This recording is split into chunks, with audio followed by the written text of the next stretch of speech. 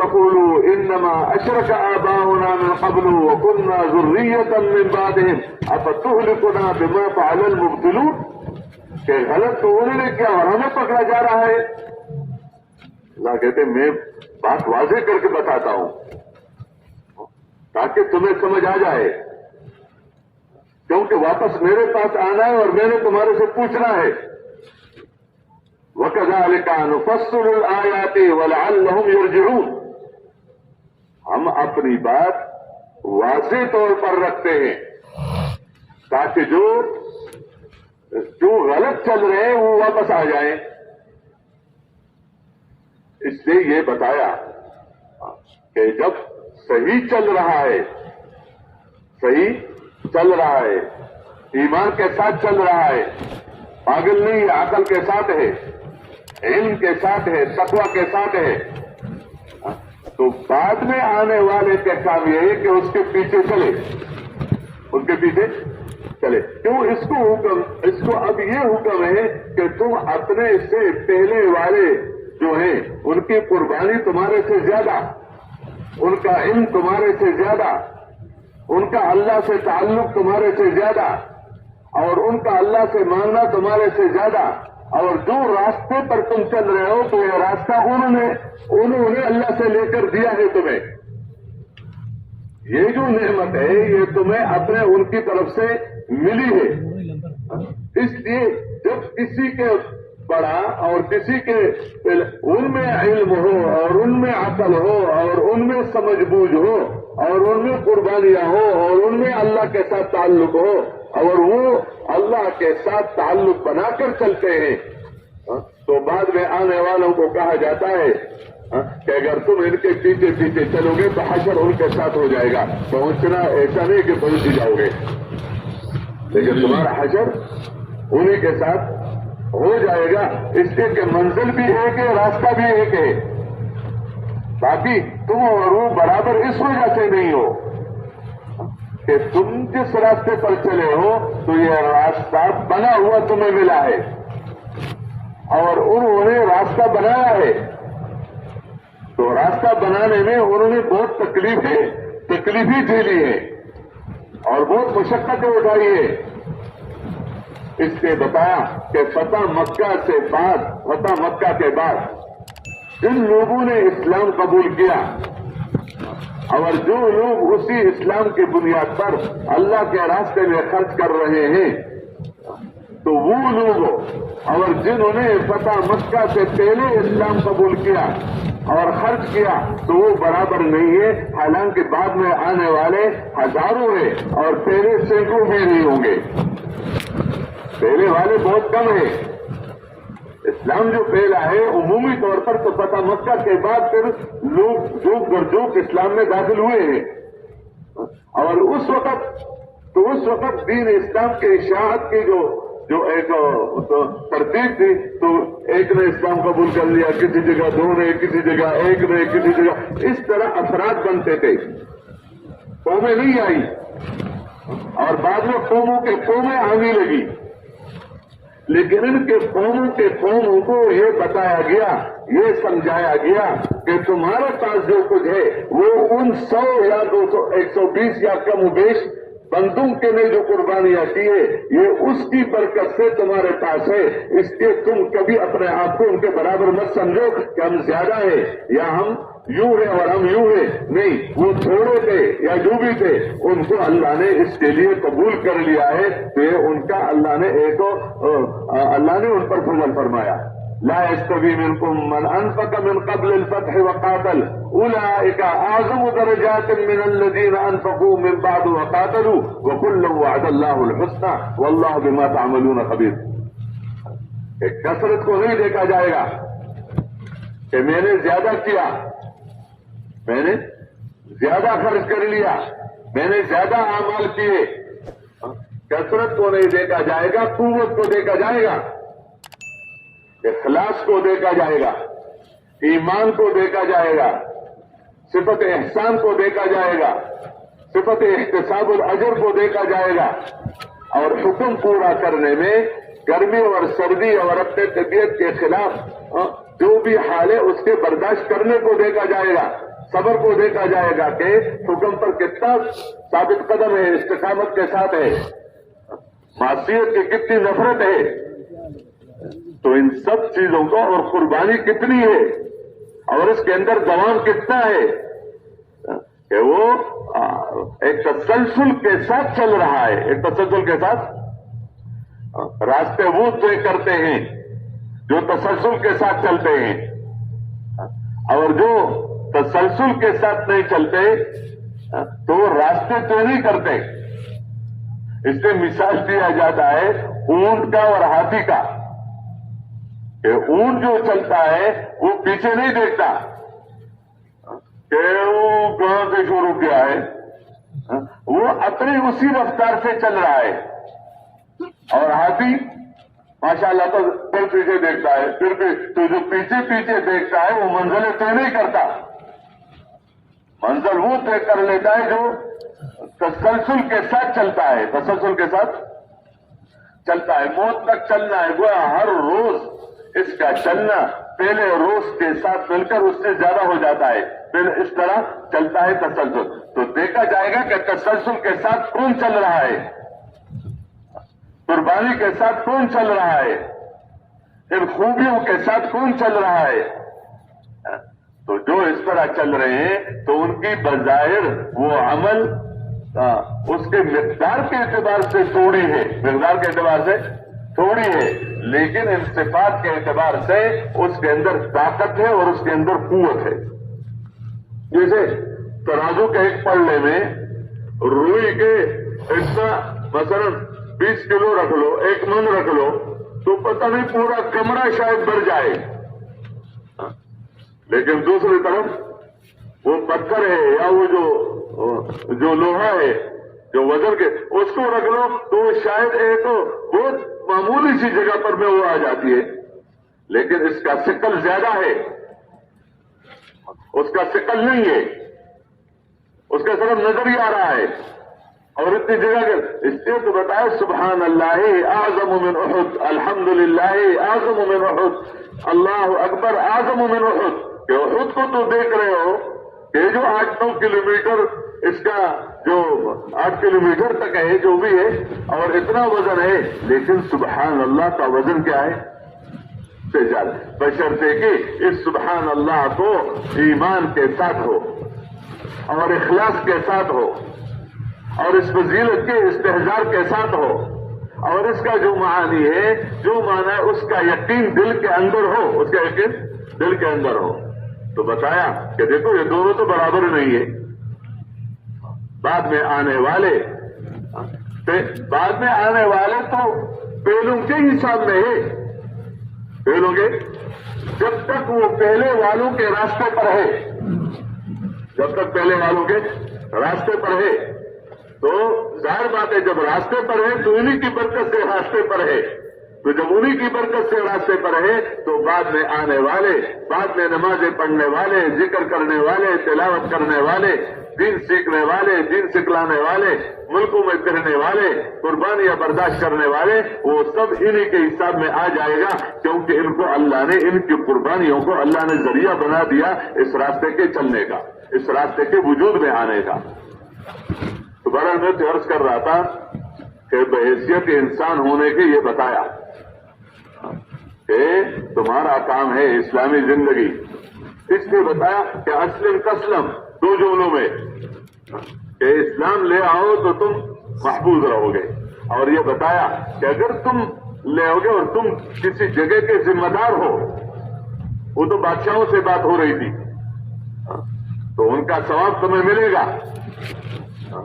اور اگر ورنہ ان کھیتی باڑی اور ان مزدوروں کا نقصان وہ تمہارے حصے میں ہوگا، وہ تمہیں دیکھ کر چل رہے ہیں، تمہیں دیکھ کر چل رہے، گویا تم ان کے گمراہی کا ذریعہ بن رہے ہو۔ وہ الگ بات ہے کہ ان کے لیے حجت نہیں ہے، یہ ان کے لیے حجت نہیں ہے، لیکن تم ان کے گمراہی کا ذریعہ بن رہے ہو۔ وہ کہیں گے کہ انہوں نے تو ہمیں روکا تھا، اور یہ جھگڑے چلیں گے قیامت کے دن۔ ایک طبقہ وہ ہوگا جو کمزور ہیں، ضعفاء ہیں، مال اور دولت اور قوت اور طاقت کے اعتبار سے، اور کفر پر تھے، اور ایک طبقہ وہ ہوگا جو مالدار تھے اور جو سردار تھے اور جو جن کے اندر دنیا کے اعتبار سے ان کی حیثیتیں تھی. تو یہ کمزور طبقہ قیامت کے دن یہ کہے گا کہ اللہ اگر یہ نہ ہوتے تو ہم ایمان لاتے.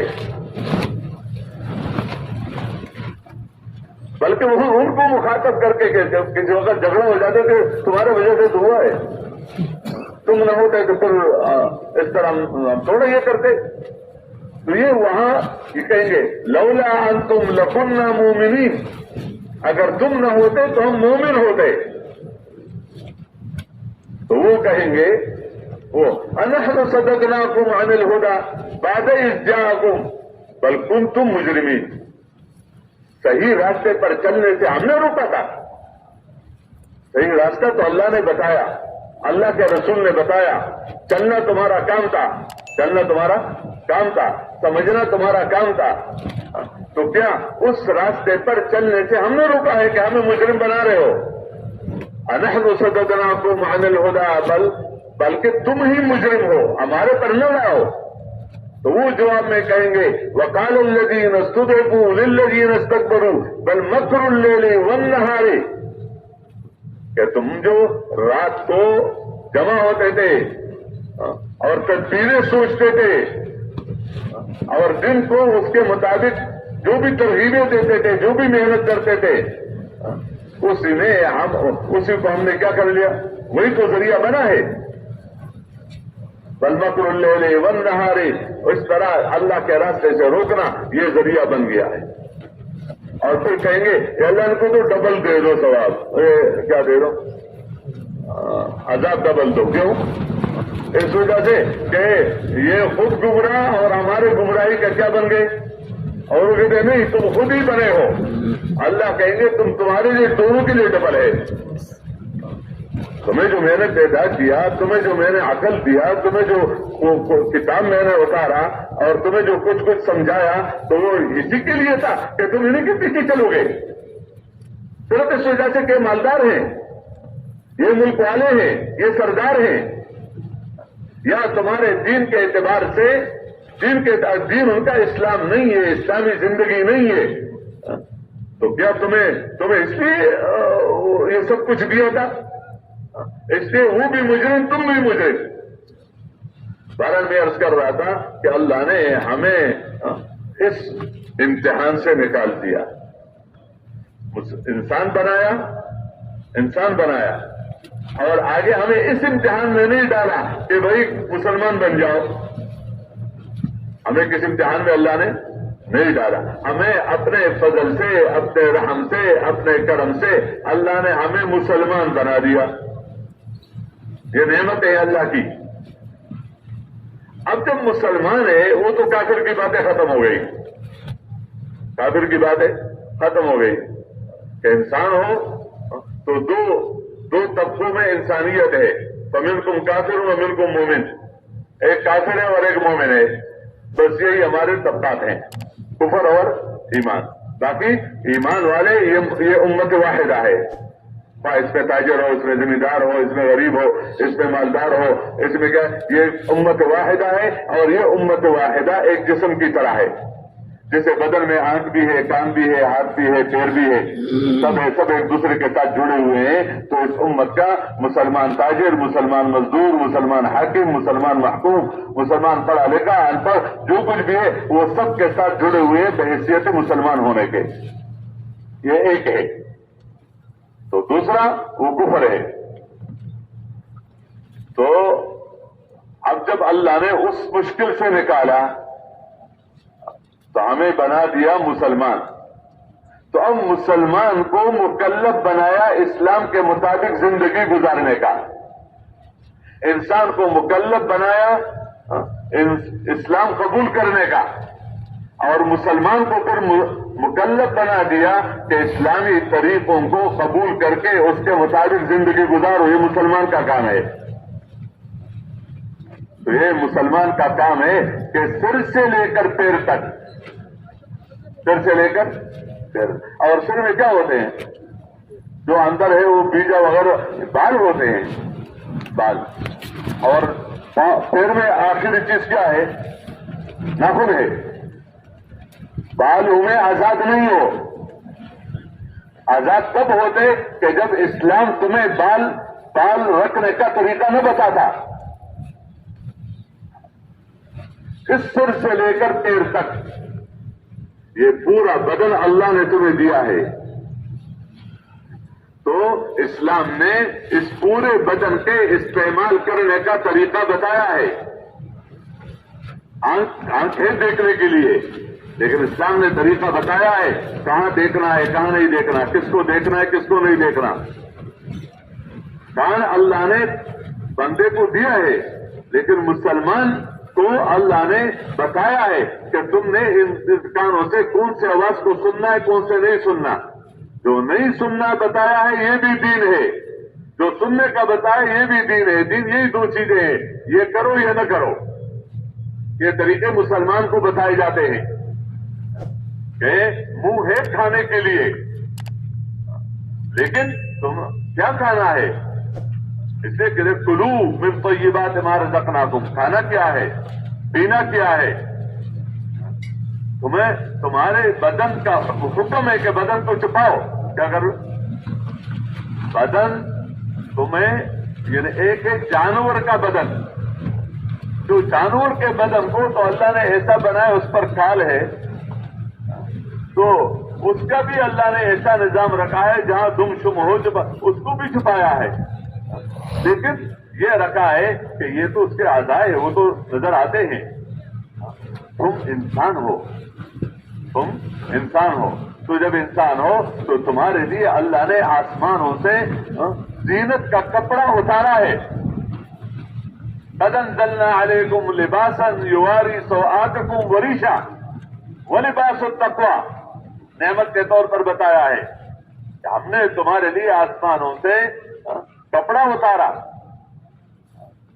جس سے تم اپنے بدن کو چھپاؤ. کیونکہ عیب سمجھا جاتا ہے، عیب سمجھا جاتا ہے کہ مجمع میں ہو، بدن میں ہو، کسی عارض کی وجہ سے تو الگ ہے، لیکن بدن کے انسان کے بدن پر قمیص نہ ہو تو ایک اچھا نہیں سمجھا جاتا. کوئی عذر بیماری ہو الگ ہے، شلوار کی تو بات ہی الگ ہے. تو یہ انسان کی زینت ہے. کیا ہے؟ انسان کی زینت ہے. اس نے اس کو یہاں تک بتایا کیونکہ حضور صلی اللہ علیہ وسلم اپنی امت کسی کے حوالہ نہیں کر کے گئے کہ بتایا تو ہے نہیں، بتایا اور چلے گئے. تو اب ہم کیا کریں؟ ہمیں تو نہیں بتایا. تو اپنی امت کو یتیم بنا کر، دوسرے قوموں کے طریقوں کا محتاج بنا کر، اگر اس کے محتاج بنا کر خدا نخواستہ چھوڑا تو پھر دوسروں قوموں کے پیچھے یہ امت چلتی. لیکن یہ امت دوسروں کے پیچھے چلنے کے لیے نہیں ہے، بلکہ دوسری امتیں اس کے پیچھے چلے گی. اس امت کو اللہ نے وہ مقتدا بنایا ہے، اس امت کو اللہ نے متبوع بنایا ہے، اس امت کو اللہ نے مطاع بنایا ہے کہ اس وجہ سے کہ ان کے پاس وہ دولتیں ہیں، وہ دولتیں حضور صلی اللہ علیہ وسلم ان کو دے کر گئے ہیں قیامت تک آنے والے انسانوں کے لیے. تو اس میں بتایا ہے کہ تمہارے کپڑے کیسے ہو. تمہارے کپڑے وہ کبھی کبھی مولانا محمد احمد صاحب رحمہ اللہ آیا صاحب بھی کبھی فرمایا کرتے تھے کہ بلکہ مولانا بتایا کہ مفتی شفیع صاحب رحمہ اللہ کا بیان تھا مکی مسجد میں، تو انہوں نے بتایا کہ لباس کو شرعی رکھو. لباس تو اس میں ایک پڑھا لکھا ان پڑھ تھا،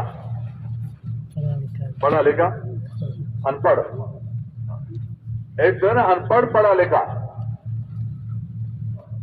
صحابہ ان پڑھ تھے لیکن وہ کیا تھے؟ ہاں انہوں نے وہ سب کچھ سمجھا تھا جو پیغمبر لے کر آئے ہیں، اس کے طریقے سیکھے تھے، اس کے مطابق زندگی گزاری تھی.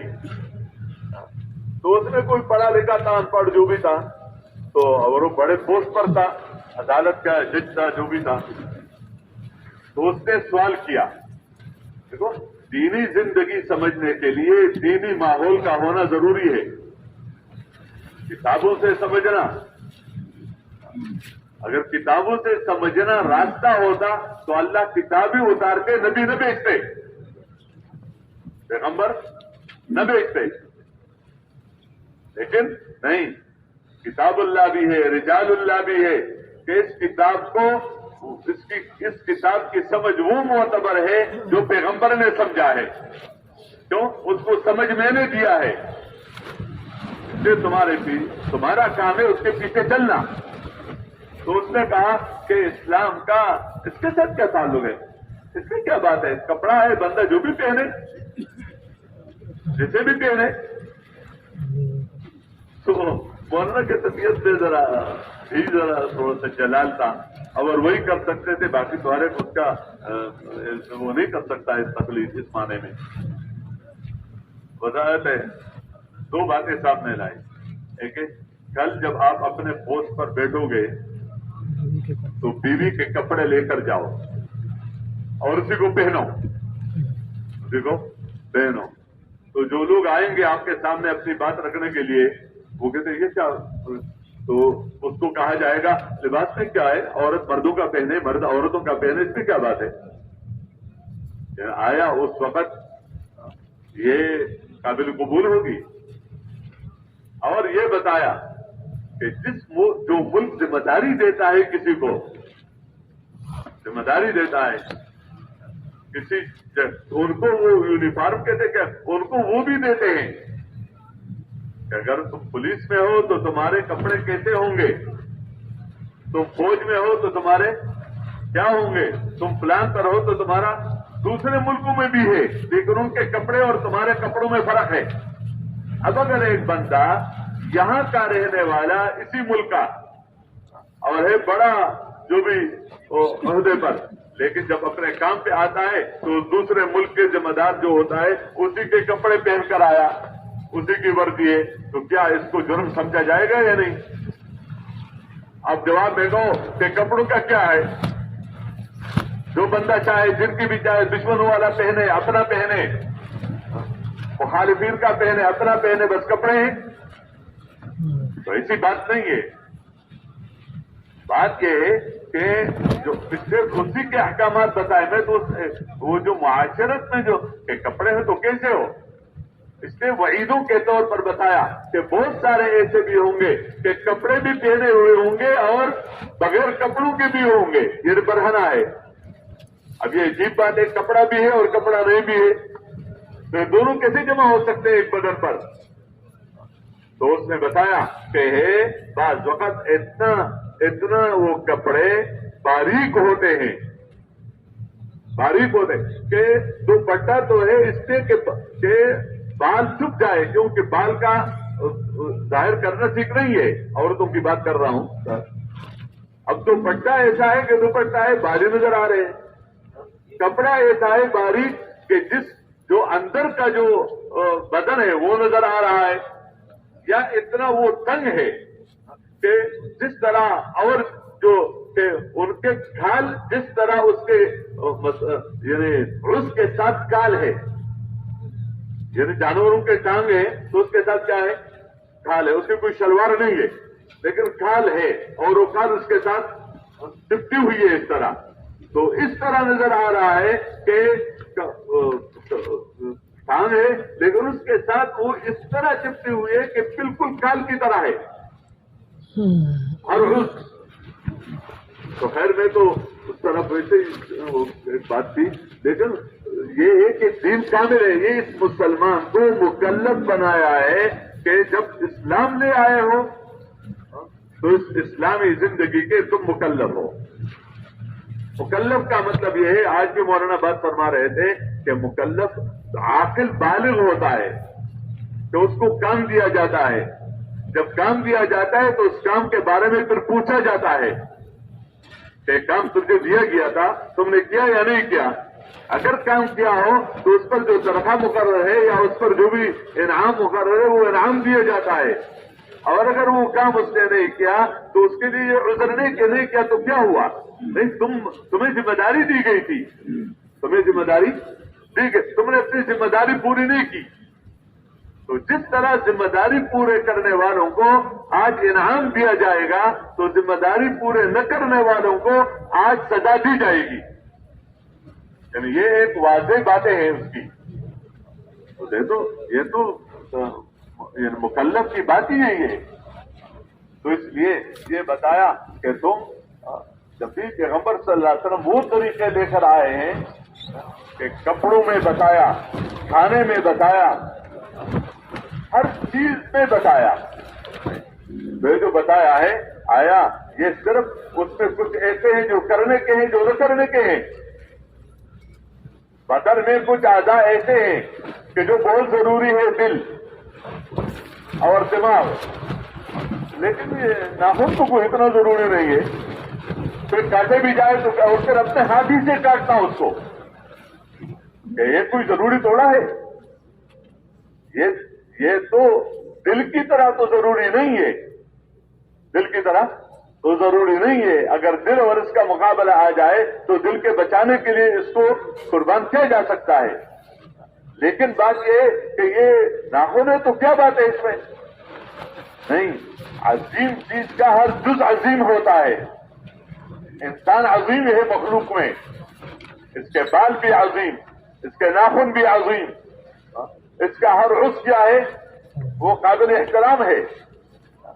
تو جس طرح یہ اس طرح یہ اسلام، اس کے اندر درجات ضرور ہیں، فرائض ہیں، فرائض ہیں، واجبات ہیں، سنن ہیں، مستحبات ہیں. اور دوسری طرف جو نواہی ہیں تو اس میں یعنی کفر اور شرک آگے، پھر حرام ہے، حرام کے اندر پھر آگے مکروہ تحریمی، مکروہ تنزیہی ہے. یہ سب درجہ بدرجہ دوسرے رخ میں ہے. درجہ جس طرح بندہ اپنے آپ کو سانپ اور بچھو سے بچاتا ہے، سانپ اور بچھو سے بچاتا ہے، تو کیا خیال ہے وہ بڑھ سے نہیں بچاتے اپنے آپ کو؟ وہ کہتے ہیں یہ کوئی سانپ توڑا ہے،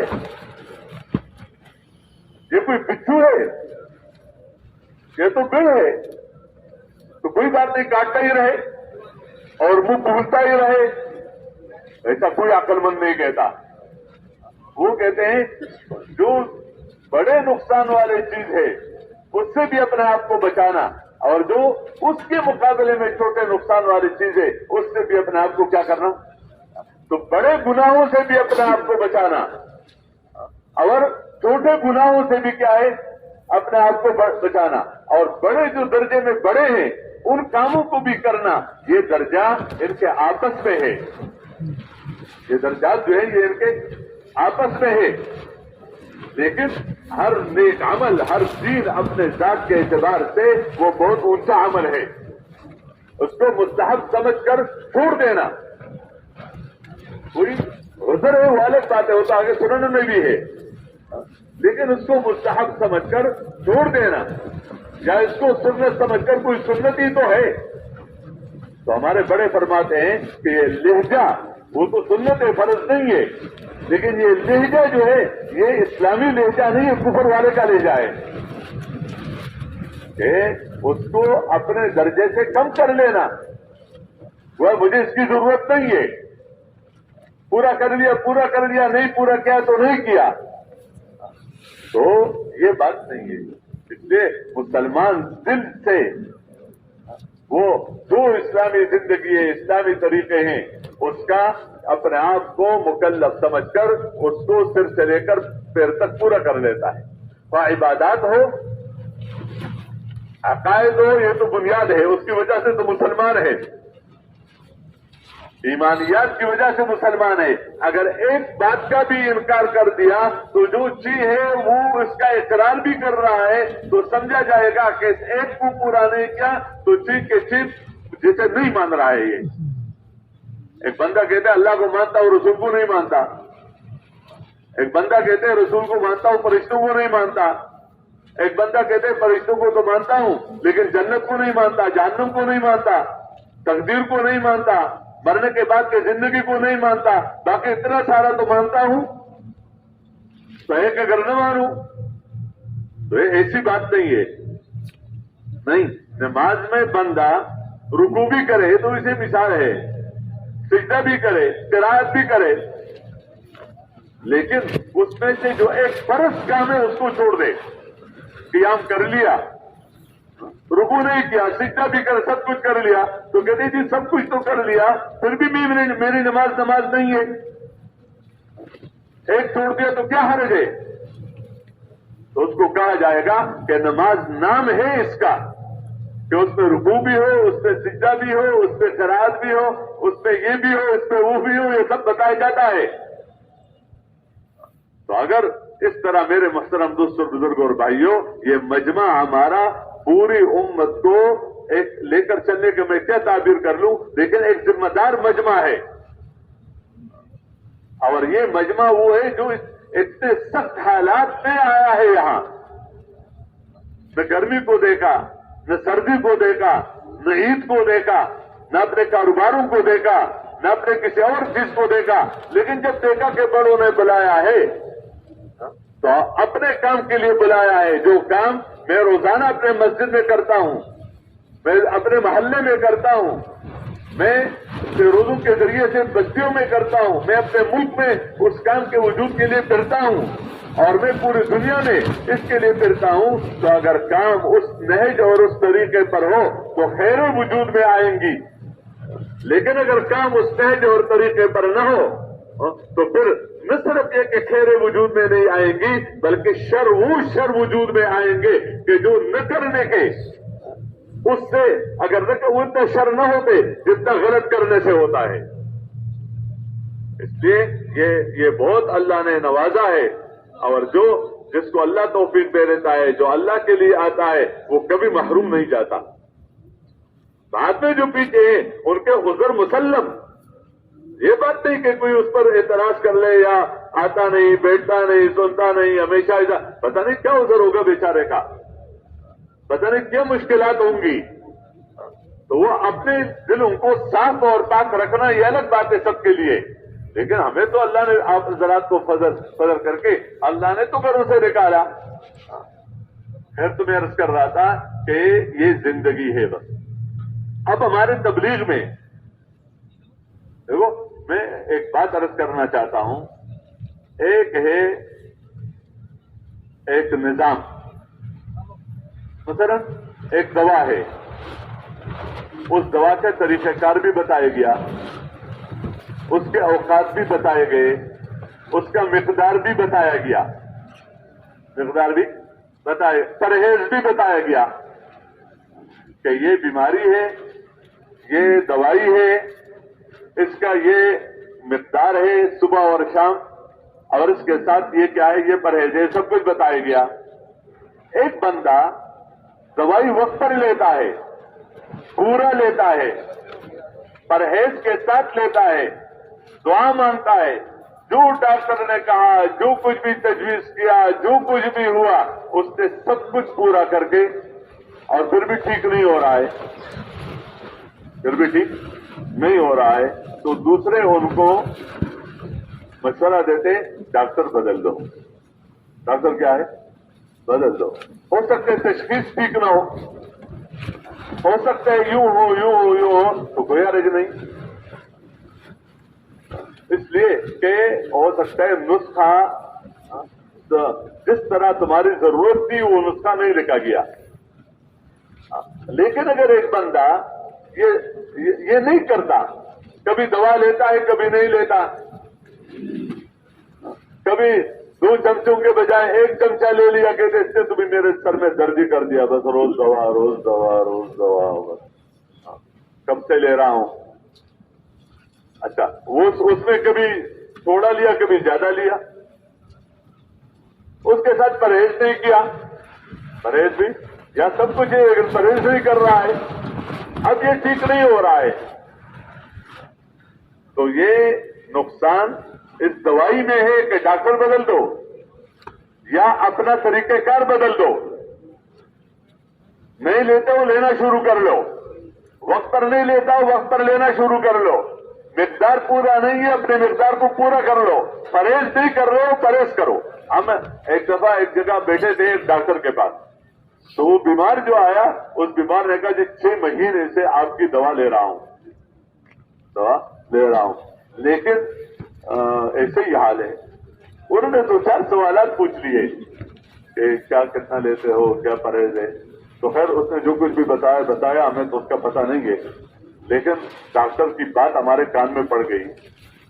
بتایا کہ اللہ کے لیے پھر آئندہ میرے پاس نہ آنا علاج کے لیے, اور مجھے بدنام نہ کرو, مجھے بدنام نہ کرو. کہ لوگ کہیں گے فلان ڈاکٹر سے علاج کر رہا ہے اور جیسے تھا ویسے ہی ہے, تو مجھے کیوں بدنام کرتے ہو جب تم وہ پرہیز نہیں کرتے ہو جو میں نے بتایا, جب وہ دوا تم اس طرح نہیں لے رہے ہو جو میں نے بتایا. اب کہتے ہو کہ پیدا نہیں ہو رہا ہے, یہ تو پھر بھی اس میں ہو سکتا ہے. یہ علاج یقینیات نہیں ہے, یہ ظنیات ہیں, یہ نسخے تجربوں کے ہیں. تجربوں کے کچھ کیوں تجربے میں اس معنی میں کہتا ہوں کہ ڈاکٹر پڑھتے پڑھتے آگے ڈاکٹر بن گیا, اور کبھی کبھی اس سے بعد میں آنے والے بڑے ترقی کر لیتے ہیں. وہ کہتے ہیں اب اس بیماری کا نسخہ یہ ہے, اب یہ نکلا ہے, اب یہ طریقہ کار علاج کا نیا نکلا ہے. یہ تو ہو سکتا ہے, یہ تو ہو سکتا ہے کہ تشخیص میں اس نے وہ کر لیا اور بعد میں کوئی اور, لیکن یہ نہیں ہو سکتا ہے کہ دین میں جو اثر اللہ نے رکھا ہے بندہ وہ کرتا رہے اور دیندار نہ بنے. یہاں وعدے ہیں, وہاں وعدے نہیں ہے کہ تم علاج کرو ٹھیک ہو جاؤ گے. علاج کرنے کی ترغیبیں ہیں, وہ اپنے اس کے احکامات ہیں, لیکن یہاں وعدہ ہے کہ تم دیندار بننے کی محنت کرو گے, اللہ تمہیں دیندار بنائے گا, بنانے والا اللہ ہے. تو وعدے ہیں. اس لیے اس کام کے بارے میں ہمارے حضرات نے ہمیں یہ بتایا ہے کہ اس جو کچھ حضور صلی اللہ علیہ وسلم لے کر آئے ہیں وہ امت کے پاس تھی, صحابہ کے پاس وہ سب کچھ تھا جو حضور صلی اللہ علیہ وسلم لے کر آئے ہیں. اس سب کو زندہ کرنا ہے. عقیدے بھی مضبوط ہو, ایمانیات, عبادات بھی بڑھیا سے بڑھیا ہو, اخلاق بھی اچھے سے اچھا ہو, معاملات بھی شریعت کے مطابق ہو, معاشرت بھی سنت طریقوں کے ہو, اور عدل ہو, ظلم نہ ہو, عدل ہو اور ظلم نہ ہو, عصبیت نہ ہو, اور اس کے ساتھ ساتھ ان چیزوں کو دنیا میں زندہ کرنے کے لیے اس کی محنت ہو. یہ سب چیزیں ایک دوسرے کے ساتھ جڑی ہوئی ہیں. یہ ایک مسلمان کی ذمہ داری ہے جس کو پورا دین کہا جاتا ہے. تو اس محنت سے اس پورے دین کو زندہ کرنا مقصود ہے اپنے اندر, اپنے اندر, یعنی پورا دین. اس لیے اس محنت میں کام کرنے والوں کے لیے, عام مسلمانوں کے لیے, لیکن چونکہ انہوں نے اس محنت کو اختیار کیا ہے تو اپنے آپ کو پورے دیندار بنانے کی نیت کرنا ضروری ہے. اگر صرف اتنی سی بات آ جائے کہ عبادات اچھے سے اچھے ہو, معاملات جیسے بھی ہو, بات کہتے ہیں معاملات ٹھیک ہونا چاہیے, اور ایسا اچھا معاملہ اور اخلاق والا آدمی ہے کہ اللہ 5 دفعہ پکار رہا ہے, اور یہ اخلاق والا اور یہ اچھے معاملات والا ایک دفعہ بھی مسجد میں نہیں آتا ہے. کہتے بندہ کے معاملات ٹھیک ہے, اللہ کے ساتھ معاملہ ٹھیک نہیں ہے, اور مخلوق کے ساتھ اس کا معاملہ ٹھیک ہو گیا, پتہ نہیں کس طرح سے ٹھیک ہو گیا. تو ایسا نہیں ہوتا. اس لیے یہ بتایا گیا ہے کہ یہ پورا دین ہے. اس سے نیت بندہ کرے پورے دین کی, تو جب پورے دین کی نیت کرے گا تو جس محنت سے پورا دن زندگی میں وجود میں آئے گا تو اس کے ساتھ اس پورے محنت کی نیت کرے گا اور اس محنت میں لگے گا اور اس کے ساتھ دعا بھی کرے گا اور ہر اس چیز سے اپنے آپ کو بچائے گا جو اس کے نیت کو نقصان پہنچا دے کہ نیت خراب ہو جائے. نیت کے خرابیوں سے جو نعمتیں ملی ہوئی ہے اللہ وہ نعمتیں واپس لیتے ہیں. نیت کی خرابی کی وجہ سے اور جذبے کی خرابی کی وجہ سے جو نعمتیں کسی قوم کو اللہ نے دی تھی اللہ نعمت واپس نہیں لیتے کسی قوم سے یا کسی انسان کے سے اللہ واپس نہیں لیتا ہے. یہ اللہ کا نظام ہے, دینے کے بعد لیتا نہیں ہے. نماز پڑھنے کی توفیق بھی پھر لے لیا, ذکر کرنے کی توفیق بھی پھر لے لیا, اس طرح عمل کرنے کی توفیق بھی پھر اللہ نے لے لیا. تو کبھی دیتا ہے کبھی لیتا ہے کبھی کچھ نہیں. اللہ بات جو ہے نعمت دینے کے بعد وہ چیز واپس نہیں لیتا. اللہ کا نظام ہے لیکن لیتا ہے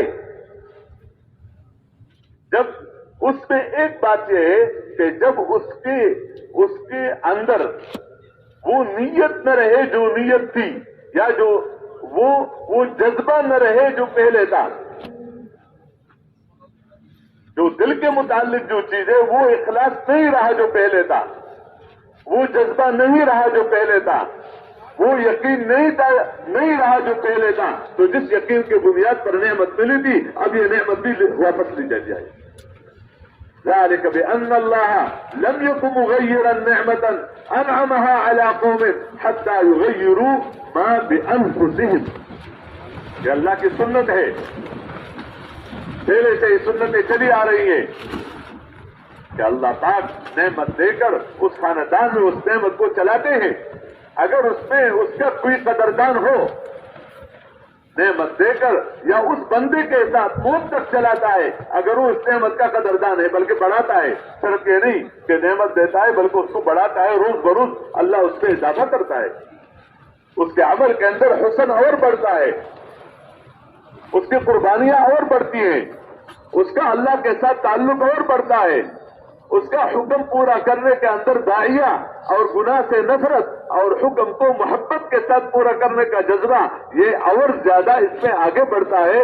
یہ اللہ کی طرف سے یہ نعمت ملتی ہے. جس طرح پہلے درجے والی نعمت عمل کرنے کی توفیق اللہ نے دی, آگے بڑھنے کی توفیق بھی اللہ ہی دیتا ہے. لیکن بشرطے کہ اپنے دلوں پر نظر ہو. اندر والی چیزیں بدل گئی, اس کے پاس وہ نہیں رہا جو پہلے تھا, یا اس کے پاس وہ نہیں رہا تھا جو ان سے پہلے کام کرنے والوں کے پاس تھا, اس کے پاس وہ نہیں رہا جو پہلے تھا. تو پھر بات یہ کہ وہ چیزیں رہیں گی نہیں اور جتنا بھی کوئی چاہے کہ رہے. ایک جگہ انبیاء بنی اسرائیل کا تذکرہ ہے. یہ اس امت کے لیے اللہ نے عبرت کے طور پر بتایا ہے, کسی افراد یا کسی قوم یا کسی علاقے کے لیے نہیں. یہ امت کو طریقے بتائے گئے ہیں, ضابطے بتائے گئے ہیں کہ ان نبیوں کا تذکرہ کر کے بتایا فخلف من بعدہم خلف, کہ اس کے بعد ان کے اولاد میں سے ایسے ناخلف پیدا ہو گئے اضاعوا الصلاۃ, کہ انہوں نے نماز کو ضائع کر دیا. باپ تو نمازی تھا, باپ تو علم والا تھا, باپ کا تعلق تو اللہ کے ساتھ تھا, اور اس کے ساتھ باقی چیزیں تو الگ کرو, نماز بھی نہیں پڑھتا, نماز کو ضائع کر دیا. اب نماز کو ضائع کر دیا اور کیا کہتا ہے, جو میرے باپ کے پاس تھا تو میرے پاس بھی ہے, لوگ آ کر یہاں آ کر میرے سے بولے. ایسی بات نہیں ہے, وہ تو عام لوگوں میں تو ہے, داڑھی منڈے بھی ہے, جو کچھ بھی ہے, کہتے پیر صاحب ہے ادھر کا, اور لوگوں کا اتنا اعتقاد بنا ہوا ہے بعض ہمارے علاقوں میں کہ وہ پڑھتا ہے نماز یا نہیں پڑھتا, جو کچھ بھی, لیکن کہتے ہیں میرے مربی یہ ہے. اور ہم انہیں کے ذریعے سے کیا ہے, وہاں بھی جائیں گے آخرت میں بھی اور ادھر بھی, اور وہ تو الگ باتیں ہیں. لیکن یہاں جو باتیں ہو رہی ہیں وہ تو ضابطوں کی باتیں ہو رہی ہیں. کہ بندہ یہ کہے کہ میرے اولاد کے پاس یہ چیز رہے.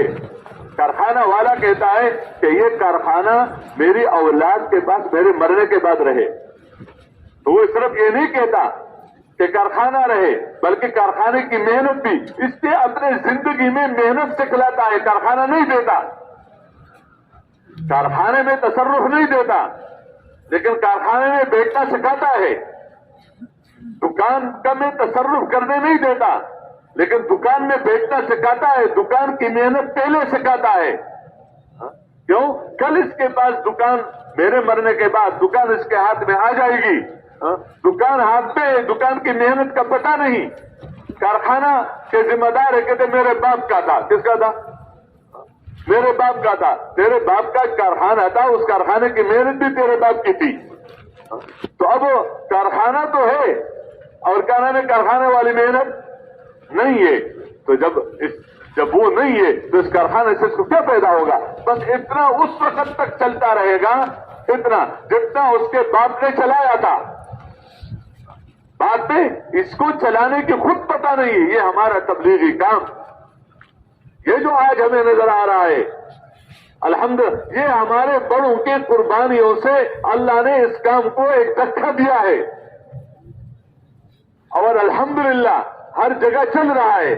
لیکن اگر موجودہ لوگ اس کو اپنی طرف منسوخ کر لے اور کام اس طرح نہ کرے اور ان قربانیوں کے ساتھ نہ کرے اور اس ترتیب کے ساتھ نہ کرے, تو جتنوں نے لیا تھا ان کی محنت کو تو اللہ ضائع نہیں کرے گا, ان کو تو آگے پار لگائے گا. لیکن بات یہ ہے کہ بعد میں چلے تو بعد میں کیسے چلے؟ وہ تو محنت سے چیزیں چلتی ہیں اور محنت کے تقاضوں کو پورا کرنے سے محنت پوری ہو جاتی ہے. اس لیے یہ ایک دیکھو, جتنا بھی مجموعہ ہو, کم ہو یا زیادہ, اس کا کوئی تعلق نہیں ہے. 12,000 تک ہے بس, کہ اگر 12,000 والوں نے شکست کھائی تو یہ نہیں کہا جائے گا کہ تعداد میں کم تھے, کہ تعداد میں کیا تھے؟ کم تھے. حدیث پاک میں اور سوچو کہ کوئی اور وجہ ہے, تعداد کی کمی نہیں ہے, بس اور چیزیں سوچو, یقینوں کو دیکھو, طریقوں کو دیکھو, جذبات کو دیکھو, اغراض کو دیکھو, آپس میں تعلقات کو دیکھو. جو بھی جس کا مکلف ہے اور جس پر وعدے ہیں اور جس کے نہ کرنے پر وعیدے ہیں اس کو دیکھو بس, اور جب کوئی چیز نظر آ جائے تو اس کو نکالو وہاں سے اور اس کو صحیح کر کے بس چلو آگے. اللہ جس نے پہلوں کو چلایا ہے وہ تمہیں بھی چلایا ہے. کیوں؟ ہمارے اور تمہارے لیے ہمیں اس امتحان میں نہیں ڈالا ہے. اس امتحان میں کہ راستہ خود بناؤ, کہ راستہ خود بناؤ, اس امتحان میں ہمیں نہیں ڈالا. ہمیں یہ بتایا گیا ہے کہ جس راستے پر پہلے والے چلے ہیں ان کے ساتھ اللہ کی مدد دی, اس راستے پر چلنے کی وجہ سے. تو اللہ کی مدد دی اس معنی میں کہ اللہ نے ان کو ذریعہ بنایا اس راستے کا اور انہوں نے عملاً اس راستے پر چلے. تم تو ذریعہ تو نہیں بنے ہو, اس لیے تمہارا درجہ ان کی طرح نہیں ہے, لیکن تمہارے ساتھ بھی مدد وہ ہوگی جو ان کے ساتھ تھی تمہارے ذوق کی وجہ سے, اور تم بھی وہاں پہنچ جاؤ گے جہاں وہ پہنچے گے. تمہارا حشر بھی ان کے ساتھ ہوگا, باقی درجات میں فرق ضرور ہوگا. نبیوں کے اپنے درجات ہیں, صدیقین کے اپنے درجات ہیں, شہداء کے اپنے درجات ہیں, صالحین کے اپنے درجات ہیں, لیکن یہ سب آپس میں ایک دوسرے کے ساتھ گویا جس نے اطاعت کے راستے سے اللہ کو راضی کیا, رسول کے اطاعت کے راستے سے اللہ کو راضی کیا, فَأُولَٰئِكَ مَعَ الَّذِينَ أَنْعَمَ اللَّهُ عَلَيْهِم مِّنَ النَّبِيِّينَ وَالصِّدِّيقِينَ وَالشُّهَدَاءِ وَالصَّالِحِينَ وَحَسُنَ أُولَٰئِكَ رَفِيقًا. کہ راستہ وہی تھا. تو جب راستہ وہی تھا تو جہاں نبی پہنچ چکے ہیں کام کرتے کرتے صدیقین, لیکن ان کی محنتوں کے درجات کے اعتبار سے ضرور فرق ہوگا, لیکن حشر انہی کے ساتھ ہو جائے گا, حشر ان کے ساتھ ہو جائے گا. اس لیے اس راستے پر چلنے کی برکتوں سے آگے چلتا ہے, کام چلتا ہے. دوبارہ میں عرض کر رہا تھا کہ یہ ایک ویسے ہی بندہ کام سے ادھر ادھر ہو جاتا ہے, یہ کوئی اپنا اس چیز کی تو نہیں ہے کہ کبھی بس کبھی ہو جاتا ہے تو اللہ کی توفیقیں ہیں. اللہ پاک عمل، جس عمل کے بارے میں اللہ کے رسول صلی اللہ علیہ وسلم نے ایک فضیلت کے درجے میں اور ترغیب کے درجے میں بتایا ہے کہ خیر العمل ما دیم علیہ وان قل، کہ بہتر عمل وہ ہے جس پر مواظبت ہو، کم ہی کیوں نہ ہو. ذکر ہے تو روزانہ ہے، تلاوت ہے تو روزانہ ہے، مسجد میں پہلے آنا ہے تو روزانہ ہے، اور اس طریقے سے سیکھنا ہے تو روزانہ ہے، رات کو اٹھ کر اللہ سے مانگنا ہے تو روزانہ ہے، تہجد ہے تو روزانہ ہے، نوافل ہے تو روزانہ ہے، اس طریقے سے سنت کے مطابق کھانا پینا ہے تو روزانہ ہے، سونا جاگنا ہے تو روزانہ ہے، دین سیکھنا ہے تو کبھی کیا کبھی نہیں کیا تو کرنے کا ثواب ملے گا، اجر ملے گا. لیکن وہ اس عمل کا، اس عمل کے ذریعے سے اللہ کے ساتھ تعلق پڑے، اور باقی چیز پر انسان چلے گا اللہ کے تعلق کی برکت سے، رسول صلی اللہ علیہ وسلم کی محبت کی برکت سے. تو کبھی کیا کبھی نہیں کیا تو اس پر وہ درجہ مل جائے تو اس سے کم ہے، اس سے انکار نہیں ہے. لیکن یہ بتایا، اس نے اس کی ترغیب دی ہے کہ وقت پر کرو، پورا کرو، صحیح کرو، کہ جب وقت پر ہوگا، پورا ہوگا، صحیح ہوگا، اور اس کرنے سے اندر عجب پیدا نہ ہو جائے، کبر پیدا نہ ہو جائے، کسی بندے کو حقارت اندر پیدا نہ ہو جائے، اور اسی کے ذریعے سے لوگوں کے مالوں سے اور لوگوں کے منصبوں سے اور لوگوں کے عہدوں سے فائدہ اٹھانے کی نیت اندر پیدا نہ ہو جائے، خواہ وہ مال کے شکل میں ہو، خواہ وہ تعریف کے شکل میں ہو، خواہ وہ کسی دنیائی لالچ کے شکل میں ہو. یہ اتنا بڑا کام ہے کہ اس کا ذرہ بھی اس پوری کائنات سے زیادہ قیمتی ہے. لیکن اگر اس پوری کائنات کو مقصود بنا دیا گیا تو پھر یہ اتنا نقصان ہے، اتنا کہ اس کے بڑے بڑے کام بھی پھر کام نہیں کرتے. اس راستے کا جہاد، اس راستے کا تعلیم و تعلق، اس راستے کا مالی خرچ، اتنے بڑے بڑے اعمال بھی پھر صرف یہ نہیں کہ اپنا وہ طاقت ظاہر نہیں کرتے جو طاقت اس کے اندر ہو، بلکہ اسی کی وجہ سے آگے نقصان ہو جاتا ہے کہ ان بڑے بڑے ہوائی جہازوں کے ذریعے سے نہ صرف یہ کہ بندہ پہنچا نہیں دوسرے ملک میں، بلکہ اتنے اوپر سے بندہ گر جاتا ہے کہ اس کا پتہ نہیں چلتا کہاں ہے کہاں نہیں. یہ سب رخ ہوتے ہیں اعمال میں. اس لیے ہمیں اس کا مکلف بنا دیا گیا کہ یہ اس سب کی بندہ نیت کر لے. ایک شعبہ ہے دوسرا نہیں ہے، دوسرا ہے وہ نہیں ہے، تیسرا ہے وہ نہیں ہے، کہتے چلو اتنا تو ہے، اتنا تو ہے، تو اتنا تو ہے، تو چلو اتنا جو نہیں ہے اس کا کیا بنے گا پھر، اور اس کے نقصان سے کیسے اپنے آپ کو انسان بچا سکتا ہے. اس لیے کام کرنے والوں کی نیتیں اپنے اندر اس بات کی نیت وہ ہے جو بندے کو عمل پر ڈال دے. نماز پڑھنے کی نیت ہے تو نیت یہ ہے کہ اس نیت کی برکت سے بندہ اپنے گھر سے نکل کر مسجد میں آ جائے. قرآن پڑھنے کی نیت ہے تو نیت وہ معتبر ہے صحیح معنوں میں جو بندے کو عمل پر ڈال دے، جو بندے کو عمل پر ڈال دے. اس لیے عمل سے پہلے نیتیں ہوتی ہیں. نماز سے پہلے نماز کی نیت ہے، روزہ رکھنے سے پہلے روزہ رکھنے کی نیت ہے. جہاں جہاں نیتیں ہونی چاہیے، اور اللہ کی رضا والی نیت تو ہر جگہ ہے کہ اللہ کی رضا کے علاوہ اور کوئی جذبہ نہ ہو. تو یہ راستہ ہمیں، میں یہ عرض کر رہا تھا کہ راستہ علاج بدل دو، علاج بدل دو. کیوں؟ تمہیں تو شفا نہیں مل رہی ہے، وہی کانسی ہے تمہارے اندر، وہی پیج جسے پہلے تھے وہی ہے. تو میرے پاس آ جاؤ، میرے پاس آ جاؤ. تو پتہ نہیں وہ کیا پلائے گا، کیا کرے گا. کا مطلب ہے کہ اس کا علاج ٹھیک نہیں تھا، اس کا علاج کیا ہے، وہ تجربہ غلط اور یہ تجربہ صحیح. تو ہمارے حضرات یہ بتاتے ہیں کہ ہمارے کم تجربوں کا نہیں ہے کہ مشائخ کے مجربات ہیں. مشائخ کے کیا ہے؟ مجربات ہیں.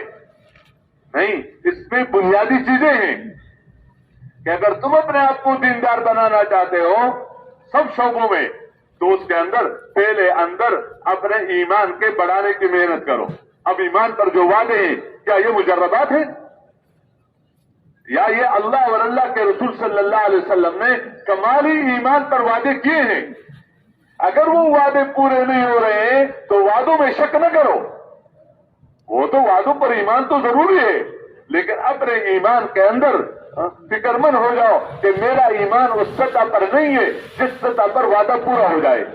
ورنہ پھر بندہ باز اگر کہتے یار مسلمان ہے اور ہمارے ساتھ یہ ہو رہا ہے، ہم مومن ہیں ہمارے ساتھ یہ ہو رہا ہے، میں تو نماز بھی پڑھتا ہوں پھر بھی یہ ہو رہا ہے. ایسی بات دیکھو، عمل ہے، عمل کا اثر ہے، عمل پر وعدہ ہے، وعدہ بھی یقینی جو قرآن اور سنت پہ کیا ہے، اور تاثیر بھی یقینی.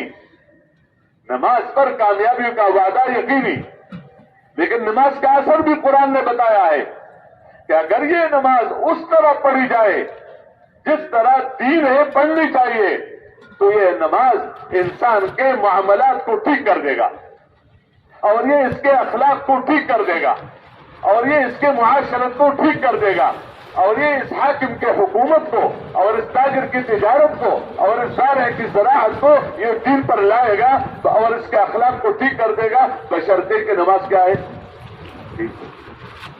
لیکن ایک میں جسے پڑھتا ہوں اور میں اس کو سمجھوں کہ میں نمازی ہوں تو نہ پڑھنے سے تو الگ بات ہے، 1000 درجہ بہتر ہے، لیکن اس پر میں ان وعدوں کا وہ کر لوں یا مطلب ہے کہ یہ ذہن میں آ جائے کہ نمازی تو ہے پھر بھی لوگوں کا پیسہ کھا رہا ہے، حاجی ہے اور پھر بھی مال ضبط کر رہا ہے، تبلیغ میں بھی کر رہا ہے اور اپنے بچوں کا اور اپنے پتہ نہیں بہنوں کا میراث بھی کھا رہا ہے اور پلان کام بھی کر رہا ہے اور جو کو حرام کاروبار کر رہا ہے، تو اس لیے اس تبلیغ کا کیا فائدہ؟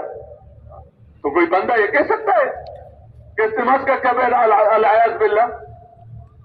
نمازی وہ تھے جو نماز پڑھ کے دکھا چکے ہیں اور ان کے نمازوں کے اثرات دنیا نے دیکھے ہیں. ان کے ایمان کی طاقت کا دوسرے کافروں نے اس کا اعتبار، اس کا جو ہے اظہار کیا ہے اور اس کو تسلیم کیا ہے کہ صرف اس کے ایمان کی وجہ سے. آج عملوں پر جو وعدے ہیں ان عملوں پر وعدے کا یقین کمزور ہے، اس وجہ سے ان عملوں کا شوق نہیں ہے. اور دنیا کی چیزوں میں جو کچھ نظر آ رہا ہے تو اپنے مشاہدے کی بنیاد پر اس کا کیا یقین ہے اور اپنے تجربہ کے بنیاد پر یقین ہے.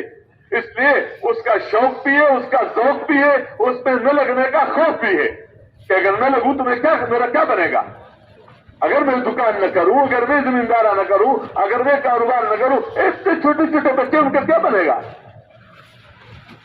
لیکن یہ بات اگر میں نماز نہ پڑھوں تو میرا کیا بنے گا، جس کے بارے میں بتایا ہے کہ اگر کسی سے ایک بھی ضائع ہو جائے تو یوں سمجھ لے جیسے اس کے اہل و عیال اور اس کا مال وہ سب لوٹ لیا گیا اور یہ ایسے اکیلا رہ گیا.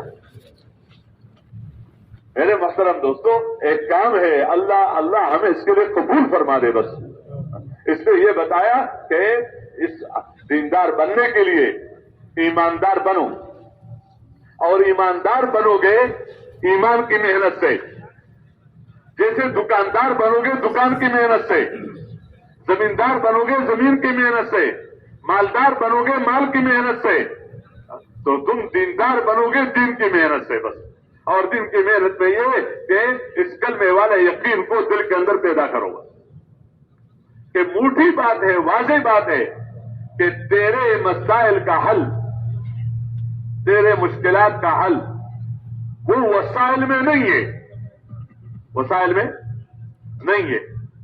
تمہارے مشکلات کا حل وہ اللہ کے چاہنے میں ہے. بس اللہ کے ارادے سے مسئلے حل ہوتے ہیں، اور مسئلوں کو اللہ نے وسائل کے ساتھ نہیں جوڑا. آج تو ہمارا جو سبق چل رہا ہے عمومی طور پر وہ کیا ہے، یہ مسائل ہیں، یہ وسائل ہیں، یہ مسائل ہیں، یہ وسائل ہیں. وسائل کم ہے، مسائل زیادہ ہیں، وسائل زیادہ ہو جائیں گے، مسائل کم ہو جائیں گے. تو مسائل کو ہم نے کس کے ساتھ جوڑا ہے؟ وسائل کے ساتھ. اور قرآن نے یہ بتایا کہ تمہارے سے پہلے جو لوگ تھے ان کے پاس تمہارے سے زیادہ وسائل تھے، لیکن ان کے مسائل کو میں نے بگاڑا۔ تمہارے پاس جو مال ہے، تمہارے سے پہلے ایسے مالدار گزرے ہیں اور تمہارے سے پہلے اتنے طاقتور گزرے ہیں کہ ان کے پاس تمہارے سے زیادہ تھا، لیکن میں نے اس کو تباہ کر دیا۔ تمہارے سے زیادہ تھا، تم کیسے مسائل کو وسائل کے ساتھ جوڑ رہے ہو؟ قارون کے مسئلے اس کے مال کے ساتھ توڑے تھے، فرعون کے مسائل اس کے ملک کے ساتھ توڑے تھے۔ یہ جہالت ہے۔ یہ بتایا کہ دیکھو تمہارے مسائل کا حل، تمہارے غریبوں کے مسائل کا حل، تمہارے مالداروں کے مسائل کا حل، تمہارے اپنے اولاد کے مسائل کا حل، تمہارے مرد اور عورتوں کے مسائل کا حل، اور قیامت تک آنے والے انسانوں کے مسائل کا حل وہ صرف اللہ کے ہاتھ میں ہے۔ بس اللہ کے علاوہ کسی کے ہاتھ میں نہیں۔ وہی ربوبیت ہے، وہی پال رہا ہے، وہی حفاظت کر رہا ہے، وہی کھلا رہا ہے، وہی پلا رہا ہے، وہی پہنا رہا ہے، وہی اولاد دے رہا ہے، وہی ملک دے رہا ہے، وہی ملک لے رہا ہے، وہی مال دے رہا ہے، وہی مال لے رہا ہے، وہی اولاد دے رہا ہے، وہی اولاد دے رہا ہے، وہی اوپر لا رہا ہے، وہی نیچے گرا رہا ہے۔ یہ اس میں اللہ کے ساتھ کوئی شریک نہیں ہے۔ کرنے والی ذات اللہ تعالیٰ کی ہے، اور اللہ نے تمہارے مسائل کو اور تمہارے حالات کو تمہارے اعمال کے ساتھ جوڑا ہے، تمہارے اموال کے ساتھ نہیں جوڑا۔ اس لیے مال کسی کے پاس کم ہوں گے، کسی کے پاس زیادہ، لیکن عمل سب کے پاس، جس سر سے لے کر پیر تک بدن ہے، یہ عمل کے ذرائع ہیں، یہ ہر ایک کے پاس ہے۔ تو اللہ تمہارے پیسوں کو نہیں دیکھتا، تمہارے مال کو دیکھ کر اللہ تمہارے مسئلے کے حل کرنے کے لیے تمہارے مالوں کو نہیں دیکھتا، تمہاری زندگی بنانے کے لیے تمہاری شکلوں کو نہیں دیکھتا کہ تم کون ہو۔ ان اللہ لا ينظر الى صورکم ولا الى اموالکم ولكن ينظر الى قلوبکم واعمالکم۔ اللہ تمہارے مالوں کو نہیں دیکھتا، تمہارے شکلوں کو نہیں دیکھتا، اللہ تمہارے دلوں کو دیکھتا ہے اور تمہارے عملوں کو دیکھتا ہے۔ اور ایک بات عرض کر لوں، جتنے بھی باطل ہیں اس کے تذکرے ہمیں کرنے نہیں چاہیے، لیکن جتنے بھی فتنے ہیں ان سب فتنوں کی بنیاد میں پیسہ ہے اور پیسے والے ہیں۔ ان سب فتنوں کے بنیاد میں ملک ہے اور ملک والے ہیں۔ پیسہ زیادہ یا زیادہ پیسے والے ساتھ ہیں تو وہ چیزیں چلتی ہیں۔ ملک بڑا یا بڑا ملک والا ان کے ساتھ ہے تو ان کی چیزیں چلتی ہیں۔ ان کے بنیادوں میں ملک ہے، ان کے بنیادوں میں مال ہے۔ بنیادوں سے عمارتیں آگے بنتی ہیں۔ تو دین کے بنیاد میں ایمان اور عمل ہے، دین کے بنیاد میں ملک نہیں ہے، ملک والا نہیں ہے۔ اس لیے اگر کوئی اپنے دینی کام کی بنیاد مال اور ملک بنا دے، مال اور ملک بنا دے کہ یا مال میرے پاس ہو یا مالدار میرے ساتھ ہو، یا ملک میرے ہاتھ میں ہو یا ملک والے میرے ساتھ ہو، اس لیے نبی کو جو بھیجا تو نہ مال دے کر بھیجا، نہ مالداروں کو ساتھ دے کر بھیجا، نہ ملک دے کر بھیجا، نہ ملک والوں کو ساتھ دے کر بھیجا کہ کام میرا کرو یا مالدار تمہارے ساتھ رہے گا، تمہاری ضرورتیں پورا کرے گا، تمہارا کام کرے گا۔ تو جس کام کے بنیاد میں اور دینی ہے، جس شکل میں بھی ہے، لیکن اس کے بنیاد میں اگر پیسہ آ گیا تو اس کے بنیاد میں بھی پیسہ ہے، باطل کے بنیاد میں اور اس کے بنیاد میں بھی پیسہ ہے، تو یہ عمل اس کے طاقت کو ختم نہیں کر سکتی کہ اس کے عمل کے اندر وہ طاقت آ جائے کہ وہ مالداروں کے اور ملک والوں کے اور اکثریت والوں کے اور طاقت والوں کے جو چیزیں وہ ختم ہو جائے۔ وجہ یہ کہ ان کے بنیاد میں بھی مال اور ملک ہے اور ان کے بنیاد میں بھی مال اور ملک ہے، بنیاد کے اعتبار سے دونوں برابر ہیں، تو جس کا زیادہ، جس کا بڑا تو ملک ہے تو بس وہی اوپر، جس کے پاس زیادہ پیسہ ہے زیادہ اسلحہ ہے وہی غالب، کیونکہ مسئلہ پیسے کا ہے، مسئلہ مال کا ہے، مسئلہ ملک کا ہے، مسئلہ اقلیت اور اکثریت کا ہے. تو یہ بتایا لا الہ الا اللہ کے ذریعے سے کہ دیکھو تمہارے جو مسئلے ہیں وہ اللہ کے ہاتھ میں ہے. اللہ بنانا چاہے کوئی نہیں بگاڑ سکتا، اور سب بنانا چاہے اللہ نہ چاہے تو کوئی بنا نہیں سکتا بس. اور اللہ تمہارے مالوں کو نہیں دیکھتا، ہاں مال کے اندر تمہارے عمل کو دیکھے گا، تمہارے شکلوں کو نہیں دیکھتا. تمہارے شکلوں کے اندر تمہارے عملوں کو دیکھے گا کہ تمہارے مال کے اندر تمہارے اعمال کیسے ہیں. تمہارے اولاد کو نہیں دیکھتا، لیکن تمہارے اولاد کے اندر تمہاری تربیت کو دیکھے گا کہ تم نے اپنے اولاد کی تربیت کیسی کی. اس لیے اللہ کے ہاں اس کی قیمت نہیں. ایک بندہ اس کے ذریعے سے اللہ کا مقرب بننا چاہتا ہے، یا اس کو علامت سمجھتا ہے کہ جب تم کے مال میرے پاس ہے تو میں اللہ کو بڑا پسند ہوں، اگر پسند نہ ہوتا تو مجھے پیسہ کیوں نہیں دیا. اور دوسرا کہتا ہے اگر میں پسند ہوں اللہ کو تو مجھے فقر میں کیوں رکھا. اتنی چھوٹی چیز کو اللہ کے محبوب ہونے اور محبوب نہ ہونے کی علامتیں قرار دی جائے کہ بس مصیبت پریشانی میں ہوں تو پتہ نہیں اللہ میرے سے بہت ناراض ہوگا. اور دوسرا کہتا ہے میرے پاس بہت ہے تو اللہ میرے سے راضی ہے، تو میرے زندگی اور میرے اعمال کو اللہ کو پسند ہے، اس وجہ سے میں ٹھیک ہے جو کر رہا ہوں. یہ تو کافر کہتے تھے کہ ہمیں جو سب کچھ دیا اس کا مطلب ہے کہ اللہ کو ہمارے کفر پسند ہے. تمہیں کچھ بھی نہیں دیا اس کا مطلب ہے کہ تمہارے جو کہہ رہے ہیں اللہ کو پسند نہیں، ورنہ تمہیں دیا کیوں نہیں. حالانکہ اللہ کے اپنے ضابطے ہیں، دنیا کے الگ ہے، آخرت کے الگ ہے، دینے کے الگ ہے، لینے کے الگ ہیں. ان ضابطوں کو پہچاننا کہ نظریں اللہ کی ہے میرے کس پر، میرے شکل پر نہیں، میرے مال پر نہیں. اس کو نہیں دیکھا جائے گا کہ ڈگری کتنی ہے، اس کو نہیں دیکھا جائے گا کہ دنیا کی چیزیں اس کے پاس کیا ہے، کتنے ہیں. دیکھا جائے گا کہ اس کے دل کا یقین کیا ہے اور اس کے بدن سے نکلنے والا عمل کیا ہے، جس سے تمہارے حالات کو اللہ نے جوڑا ہے. اس سے یہ بتایا کہ حالات یہ اللہ کے ہاتھ میں ہیں اور محمد الرسول اللہ اس کا ذریعہ کیا ہے. محمد صلی اللہ علیہ وسلم جو راستہ لے کر آئے ہیں وہ حالات کے بنانے کا ہے. آپ دیکھیں پیغمبر صلی اللہ علیہ وسلم کی بعثت سے پہلے عربوں کے حالات کیسے تھے. محبتوں کو دیکھو، آپس میں دشمنیوں کو دیکھو، اور ان کے یہاں تک کہ ان کے فقر کو دیکھو اور ان کے حالات کو دیکھو تو گویا ان کے حالات بگڑے ہوئے تھے. ہر اعتبار سے اللہ نے ان کے حالات ٹھیک کر دیے. اللہ نے ان کو نعمتوں کے طور پر بتایا وَاذْكُرُوا نِعْمَةَ اللَّهِ عَلَيْكُمْ إِذْ كُنْتُمْ أَعْدَاءً فَأَلَّفَ بَيْنَ قُلُوبِكُمْ فَأَصْبَحْتُمْ بِنِعْمَتِهِ إِخْوَانًا وَكُنْتُمْ عَلَى شَفَا حُفْرَةٍ مِّنَ النَّارِ فَأَنقَذَكُم مِّنْهَا. کہ پہلے زندگی کو دیکھا کرو، صرف موجودہ کو نہ دیکھو. پہلے میرا کیا حال تھا، اللہ نے فضل فرمایا مجھے نمازی بنا دیا.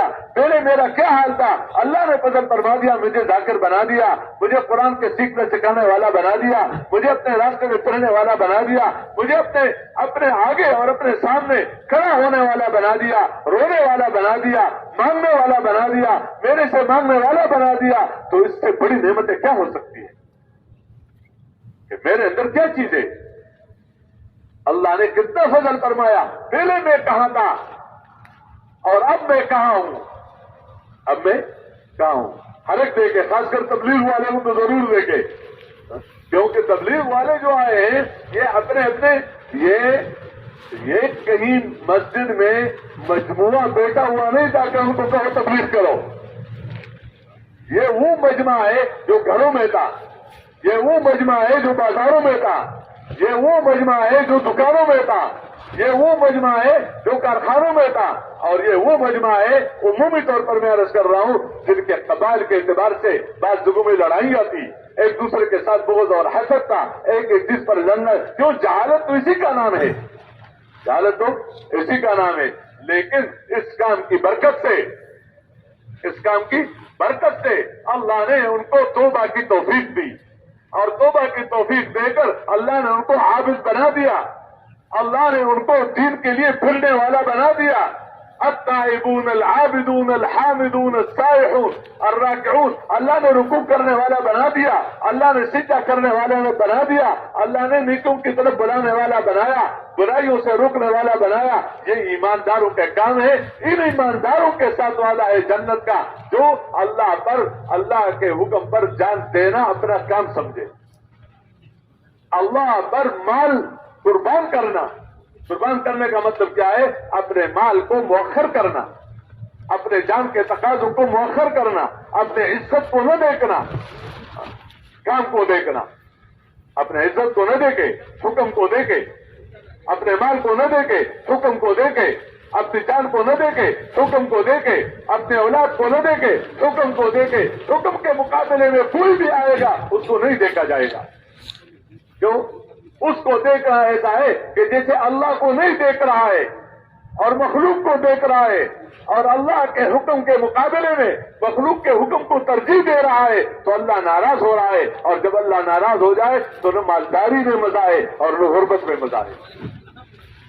جب بندہ بیمار ہو جاتا ہے اور اس کے منہ کی مزہ خراب ہو جاتا ہے تو نہ اس کو حلوہ میں کوئی لذت ہے, نہ کھانے میں اس کو کوئی مزہ ہے. اسی میٹھی چیز کو وہ تھوکتا ہے. کیوں؟ کہتے ٹھیک نہیں ہے, ٹھیک نہیں ہے, ٹھیک نہیں ہے. حالانکہ پہلے والوں نے تو بڑے اچھے اس سے حلوہ کو تو بہت ساروں نے کھا لیا ہے, اور سالن تو بڑا مزیدار تھا, وہ تو اندر گیا ہے, اس کے بدن کا جز بنا ہے, اور یہ اسی کو تھوک رہا ہے. تو یہ سالن کی خرابی کی بات نہیں ہے, یہ اس کے منہ کا ذائقہ خراب ہے.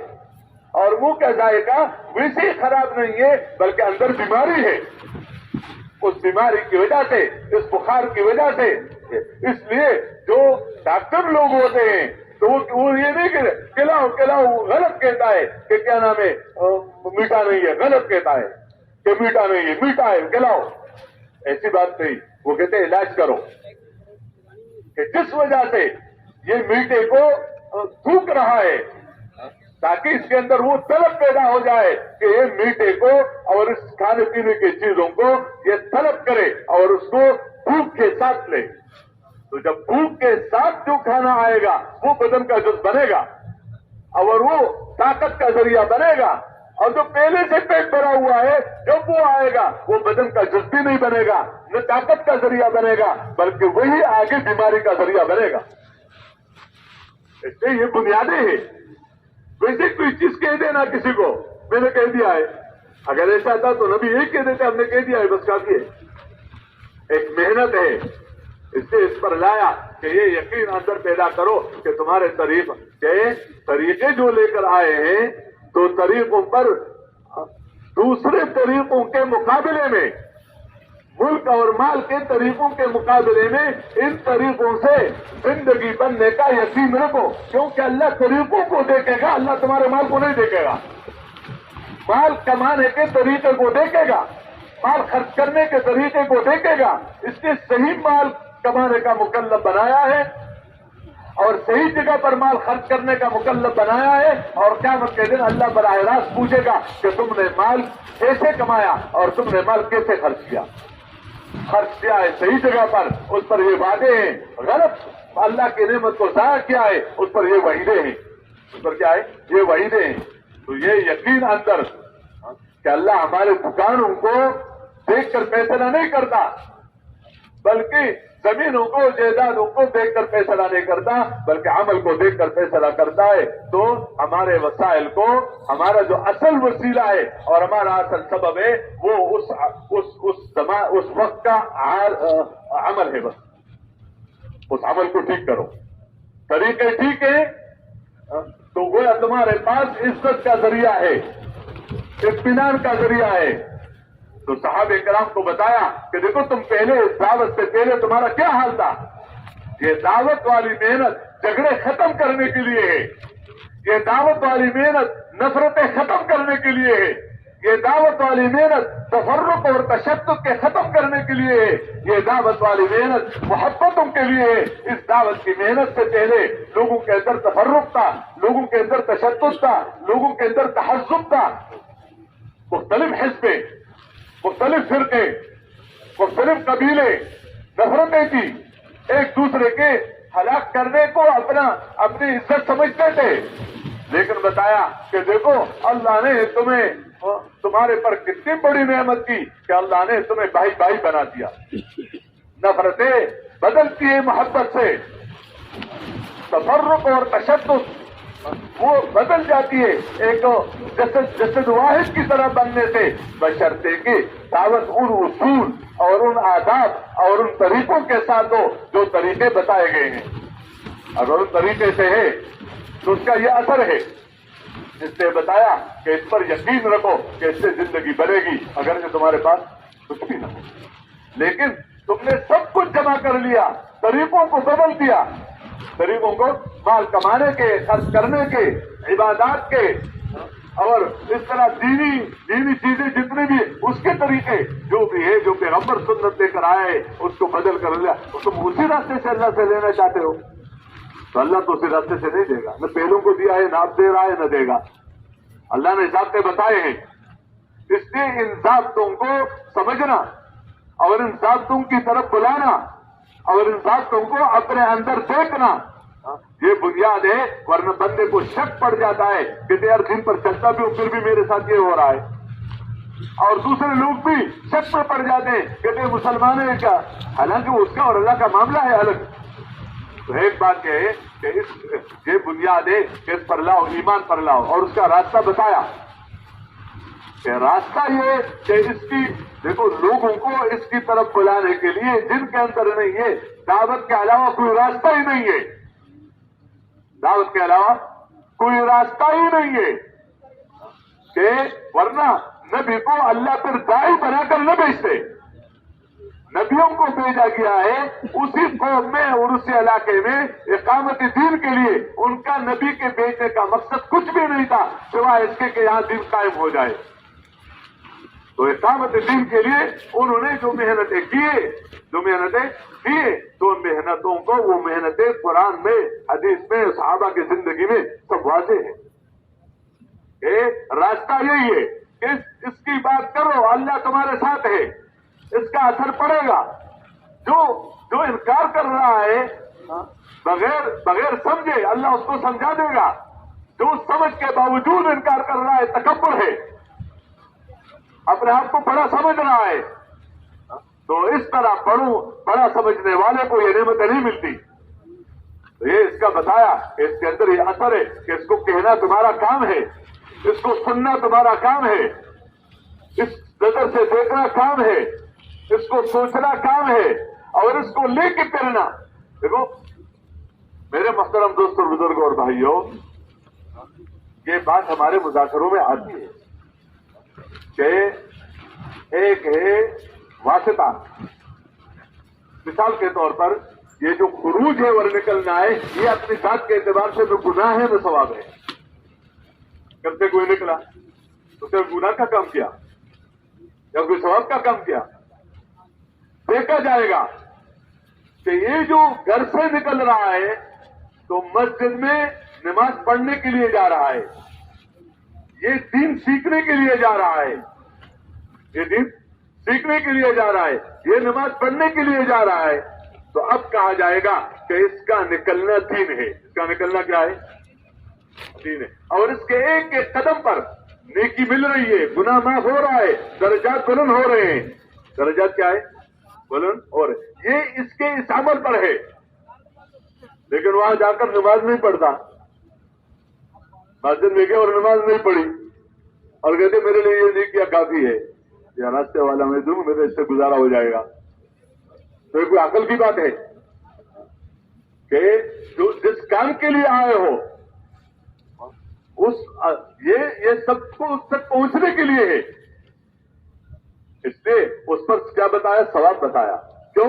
وہ کام نکلے بغیر نہیں ہو سکتا ہے کہ ایک بندہ گھر پر بھی ہے اور ماشاءاللہ مسجد میں بھی جماعت کے ساتھ نماز پڑھنے کا ثواب بھی مل رہا ہے اور مسجد نہیں جا رہا ہے، اور وہ نکلے بغیر نہیں ہو سکتا. اس لیے یہاں نکلنا کام ہے اور دوسروں کو نکالنا کام ہے. دوسروں کو نکالنا کام ہے کہ جب نماز کا وقت ہو گیا تو اب گھر میں کیوں کوئی بیٹھا ہے؟ اللہ نے بلایا ہے، اللہ نے پکارا ہے، یہاں آؤ، کامیابی یہاں ہے وہاں نہیں ہے. اس لیے اجتماع کے لیے مسجدوں میں جانا اور اجتماع کے لیے لوگوں کو ترغیب دے کر اللہ کے گھروں میں بھیجنے کے لیے نکالنا یہ کام ہے کہ اس کے لیے نکلو اور نکالو دین سیکھنا. اب اسی کے لیے گھر سے باہر جا رہا ہے تو حدیث پاک میں کہ جو طلب علم کے لیے گھر سے نکلا تو وہ فی سبیل اللہ، تو کس کے راستے میں؟ اللہ کے راستے میں. لیکن نکلا علم کے طلب کے لیے اور آگے کچھ اور کر رہا ہے، یا وہ علم طلب نہیں کر رہا ہے، اس میں اس کا اشتغال نہیں ہے، تو صرف اس نکلنے سے کام بن جائے گا. اور ایک بندہ یہ کہتا ہے کہ میں گھر پر ہوں اور مجھے ثواب وہ ملے گا جو اس دین کے سیکھنے کے لیے جو گھر سے باہر نکل کر اپنے بیوی بچوں کی جو تعلق ہے اور رہنے کی قربانی کرتا ہے، لیکن مجھے ملے گا گھر بیٹھے بیٹھے. تو یہ کوئی بات ہے؟ یہ دونوں اللہ کے نظر میں برابر ہو جائیں گے. ایک بندہ گھر سے نکل رہا ہے چوری کرنے کے لیے تو اس کا نکلنا گناہ ہو جائے گا، یہ بے دینی ہے. کیوں؟ جس کام کے لیے یہ وسیلہ ہے گناہ کا، اس سے یہ جو نکل رہا ہے تو اس کا نکلنا کیا ہے؟ غلط ہے. لیکن اگر نکلا لیکن پہنچتے پہنچتے اس کا دل پھر گیا اور وہ بڑا گناہ اس نے نہیں کیا تو یہ چھوٹے گناہ بھی اس کے اللہ معاف کر دیں گے. کیوں؟ یہ ایک اس گناہ تک پہنچنے کا ایک ذریعہ تھا. جب وہ نہ کیا اس سے باز آ گیا تو اس پر پکڑ نہیں ہوگی، اللہ اس چھوٹے گناہوں کو معاف کر دے گا. میرے محترم دوستوں، اس سے اس کی طرف متوجہ کرنا کہ یہ جو نکلنا ہے یہ اسی کے سیکھنے کے لیے، تو خود دے کر پھرنا اور اوروں کو کرنے کے لیے کیا کرنا؟ آمادہ کرنا. یہ راستہ ہے، یہ ذریعہ ہے اور اس پر آگے وعدے ہیں اور اس کے ساتھ دعا مانگنا. پھر جب یہ چیز اندر آ جاتی ہے، یہ ایمان، یہ اللہ کے ساتھ تعلق، تو اس کے ساتھ اخلاص بھی آ جاتا ہے. اخلاص بقدری ایمان ہے، ایمان مضبوط ہے تو اللہ کے لیے کام کرنا آسان ہے. ایمان کمزور ہے تو اللہ والا کام ہے اور اپنی شہرت کے لیے کر رہا ہے. حالانکہ مومن ہے، کافر نہیں ہے. وہ جو مجاہد اور معلم کا قصہ حدیثوں میں آیا ہے تو وہ مومن ہے، اس لیے تو جہاد کر رہا ہے، اور معلم ہے موت تک، اس لیے تو دین پڑھا رہا ہے اور اللہ کے نسبت سے صدقہ کر رہا ہے. تو ہے تو مومن، ہے تو مومن. لیکن ایمان اس درجے کا کمزور ہو گیا کہ وہ جو اللہ والے کام ہے، جو اللہ کے لیے کرنا ہے، اس کو اپنے لیے کر لیا کہ لوگ مجھے کچھ سمجھے، میری تعریف کرے.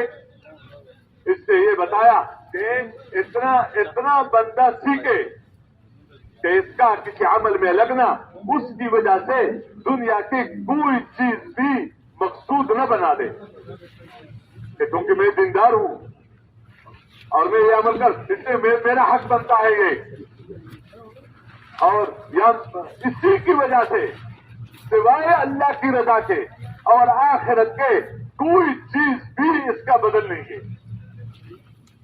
اس سے بتایا کہ انسان کے دل کو دو چیزیں بہت زیادہ نقصان پہنچا دیتی ہے. اور مثال کے طور پر بتایا کہ جس طرح دو بھیڑیا بھوکے ایک پیڑ بکریوں کے ریوڑ کو نقصان دیتا ہے، تو جب انسان کے اندر یہ دو باتیں پیدا ہو جاتی ہے، یہ اس کے دل کو اس سے زیادہ نقصان کرنے زخمی کر لیتا ہے، خوندار کر لیتا ہے، اس کا اس کے دل کو ایسے کر لیتا ہے. وہ کیا ہے کہ جب بندے کے اندر مال کا حرص پیدا ہو جائے، مال کمانا گناہ نہیں بلکہ اس کے احکامات ہے، لیکن مال کا حریص بننا کہ اتنا حرص ہو گیا کہ نہ لاکھوں سے کام بنتا ہے نہ کروڑوں سے بنتا ہے، اور جس کے پاس جتنا ہے کہتے یہ بھی میرے پاس آ جائے، یہ بھی میرے پاس آ جائے، یہ بھی میرے پاس آ جائے. تو جو بندہ مال کا حریص ہے وہ مال کمانے میں حکم پورا نہیں کرے گا. وہ کہے گے حکم پورا کرنے سے جو پیسہ آتا ہے اس سے گزارا نہیں ہوتا، حلال سے کمانے سے جو پیسہ آتا ہے اس سے میرا گزارا نہیں ہوتا. تو صاحب خرچے کیوں اتنے بڑھائے ہیں؟ تو وہ کہے گا اس سے نہیں ہوتا. पहला दर्जा क्या करेगा, कहेगा कि यार हलाल चाहिए, तो 8 घंटे मसलन दुनिया का काम करता है, बाकी अपने अमाल वगैरह जो भी अलग उसका वक्त है। फिर अगला दर्जा क्या होगा, यार 8 घंटे से काम नहीं बनता, 12 घंटे करो, 20 घंटे करो। तो फिर जब इतना वक्त उधर दिया जा रहा है तो नमाजों का वक्त ज़ाया हो जाता है। नमाज का अपना वक्त है, जिक्र बंदे से छूट जाता है, तिलावत के लिए वक्त नहीं है। इसलिए जितने भी बात कर लो वो उमूमी तौर पर कहा जाता है, दिल बहुत करता है कुरान सीखने को, दिल बहुत करता है कुरान पढ़ने को, जिक्र करने को, तबलीग में निकलने को, सीखने को, लेकिन सिर्फ वक्त नहीं है ना, बस अल्लाह तो वक्त का है। यानी हालांकि जिंदगी में कमाने के लिए वक्त है, खर्च करने के लिए वक्त है, भी बच्चों के पास बैठने के लिए वक्त है और इन अमाल के लिए भी वक्त है। लेकिन जब बंदा हिर्स के रास्ते पर पड़ जाता है तो फिर क्या कहता है, 12 घंटे कर लो, 20 घंटे कर लो। फिर अगला दर्जा फिर आगे जो चलता है वो ये कि हलाल से काम नहीं बनता, हलाल से काम नहीं बनता। अब क्या कर लो, हराम के रास्ते से लो। हराम के रास्ते से लेना क्या मतलब कि दूसरों का पैसा तुम लो तो तुम्हारा काम बन जाएगा, क्योंकि हराम ये इस माने में कि दूसरों का हक है जितना देना, तो तुम कम कर लोगे तो तुम्हारे पास वो रह जाएगा। और तुम जो है यानी जितना देना है उस पर कमी कर ली तो गए वो तुम्हारे पास रहेगा। अव्वल नंबर की चीज है, उसको अव्वल नंबर दिखलाकर उसको हालांकि दूसरे नंबर की चीज और पैसे ले लिए अव्वल नंबर के, दूसरा भी खुश हो रहा है कि माशाल्लाह बहुत अच्छा आदमी है, बहुत अच्छी चीजें दी, उसको पता ही नहीं चला कि मेरे साथ क्या 2 नंबरी हो रही है। वो इस लेन का समझदार नहीं है। अब क्या हुआ, जो 500 रुपया उसका बनता था, अगर ये पूरा लेता अपने उसी से, अब 1000 ले रहा है क्योंकि ये नंबर 1 चीज है। तो दूसरे को नुकसान पहुंचाया नहीं पहुंचाया, दूसरे को नुकसान पहुंचाकर अपने को बढ़ाना। तो इस तरह फिर आहिस्ता आहिस्ता बंदा हराम का इर्तिकाब करता है। और अल्लाह का निजाम क्या है कि अल्लाह इसकी जिंदगी को और तंग कर देगा। ये कोशिश कर रहा है कि मेरी जिंदगी बने, मेरे जिंदगी के अंदर इत्मीनान हो, भी बच्चों के साथ बैठकर मुझे कुछ मजा आए, अपने कुछ जिंदगी के जो जो जो जिंदगी औकात है वो औकात हम पूर्ण होकर, लेकिन कहते यार बेमजा हूं, बस सब कुछ है लेकिन क्या हूं, बेमजा हूं, बस दिल ही नहीं लग रहा है घर में, दिल ही नहीं लग रहा है बीवी बच्चों में, दिल ही नहीं लग रहा है उधर। और रास्ता क्या इख्तियार किया, रास्ता वो इख्तियार किया जिस पर कुरान ने सराहतन कहा है, वमन आरद अन जिक्री फइन्न लहू मईशतन दंका, कि मेरे दीन से एराज करके जिंदगी बनाना चाहता है तो मैं इसके जिंदगी को तंग कर दूंगा, और अमल के रास्ते से मैं इसके जिंदगी को तय्यबा मुबारक बना दूंगा। मन अमिल सालिहन मिन ज़करिन औ उन्सा वहुव मुमिनुन फलनुहयिन्नहु हयातन तय्यबा। तो मेरे मोहतरम दोस्तों, उस हराम की वजह से अल्लाह हालात और खराब करता है। जब और करता है ताकि बाज आ जाए, तो ये क्या कहता है, ये इसका इल्म है कि यार ये 2 लाख है ना, ये 10 लाख हो जाए तो काम बन जाएगा। यानी फिर भी वो पैसे वाला जहन, ये बात के तौबा करो, अल्लाह के अहकामात पूरा कर लो जानी और माली, आज ही मसला हल है। अल्लाह के यहां देर नहीं है कि आज तौबा है और आज जो है तफक्कुर है, इंशाअल्लाह साल के बाद और 15 तारीख को ये पे चले। तो जिस वक्त बंदा करे तौबा, अल्लाह कहते माफ। अमल खराब अमल पर तौबा, तो उसकी वजह से जो मुसीबतें वो मुसीबतें खत्म हो जाती है। तो फिर अगला जाकर जब मसले खराब हो जाते हैं तो कहते हैं अब लाखों से भी काम नहीं बनता, करोड़ चाहिए, और करोड़ उसके पास है नहीं। जब नहीं है तो कहते मांगो। बहरहाल वो रास्ता लंबा है, लेकिन ये सब इसी वजह से है कि अपना रास्ता جو نماز کا وقت تھا وہ ادھر دے دیا، جو ذکر کا وقت تھا وہ ادھر دے دیا، جو سیکھنے کا وقت تھا وہ ادھر دے دیا، جو جماعتوں میں نکلنے کا وقت تھا وہ ادھر دے دیا، جو رات کو اٹھ کر اللہ سے مانگنے کا وقت تھا وہ ادھر دے دیا. تو ان اعمال کی برکت سے جو برکتیں اترتی رہی وہ برکتیں تو رک گئی، وہ تو آ نہیں رہی ہے. تو اب دکان میں ہے اور اب کاروبار میں ہے تو برکت کے بغیر ہے. کثرت الگ ہے، برکت الگ ہے. کثرت الگ ہے. اس لیے علماء عجیب مثال دیتے سمجھاتے ہیں. ایک بندے نے گاڑی خریدی تو دوسرا اس کو کیا کہتا ہے؟ مبارک ہو. یہ کہتا ہے نہیں کہتا؟ کیا مطلب کہ آپ کے گاڑی میں اللہ برکت دے. شادی کی تو اس کو کیا کہتے ہیں؟ بارک اللہ لک. وہ جماع بینکما، تمہاری شادی میں اللہ کیا دے؟ برکت دے. گھر بنایا تو دوسرا اس کو کیا کہتا ہے؟ مبارک ہو. کیا کرو؟ مبارک ہو. وہ بھی کہتے ہیں ہاں، جو بھی اس کے جواب میں کہتا ہے. اچھا جو مبارک نہ دے وہ پریشان. دیکھو مجھے مبارک بھی نہیں دی. تو اس کا مطلب یہ کہ تمہاری گاڑی الگ ہے، برکت الگ ہے. تو اگر برکت کے ساتھ گاڑی ہے اور برکت کے ساتھ شادی ہے، جو شادی جو سنت کے مطابق ہے اور جو طریقوں کے مطابق ہے، اس میں آگے تھوڑی جھگڑے ہوتے ہیں. چیزیں آگے مسئلے بنتے ہیں. مسئلے تو وہاں بنتے ہیں کہ خواہش کو پورا کر کے اور اپنے مال کے تقاضوں کو دینا یا دینے کے پورا کر کے احکامات کو توڑ کر اپنے آپ کو خوش کرنا چاہا. اللہ بتاتا ہے اسی راستے سے تجھے پریشان کر دوں گا.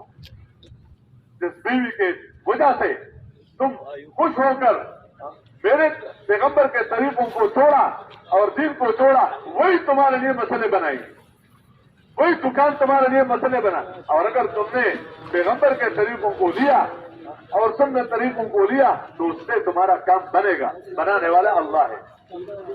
اس لیے یہ زندگی ہے. تو مال کا حرص، مال کا، اور دیکھو واضح بات ہے اور اس میں ہم سب آپس میں شریک ہیں. کسی کے پاس نماز کے لیے وقت نہیں ہے، کسی کے پاس نماز کے لیے تو ہے، جماعت کے ساتھ پڑھنے کے لیے نہیں ہے. کسی کے پاس جماعت سے پڑھنے کے لیے ہے لیکن سیکھنے کے لیے نہیں ہے. اس تعلیم کے حلقے میں بیٹھنے کے لیے نہیں ہے، وقت نہیں ہے. اور یہ بات نہیں وقت نہیں ہے. جب بندہ ایک عمل کرتے کرتے اس عمل کے ذریعے سے اللہ کے ساتھ تعلق پیدا ہو جاتا ہے تو اس عمل کے لیے وقت بھی مل جاتا ہے، پیسہ بھی مل جاتا ہے. اور جب اس عمل کے ذریعے سے تعلق نہیں ہوا تو وقت بھی ہوگا. ذکر پورا کرنے کا وقت ہے، ذکر پورا نہیں ہو رہا ہے. تلاوت کا وقت ہے، تلاوت پوری نہیں ہو رہی ہے. یہ وقت کی وجہ سے نہیں ہے، یہ اس عمل کو اہتمام کے ساتھ نہ کرنے کی وجہ سے اب اس کا جو تعلق تھا اس تعلق اس طرح نہیں بنا.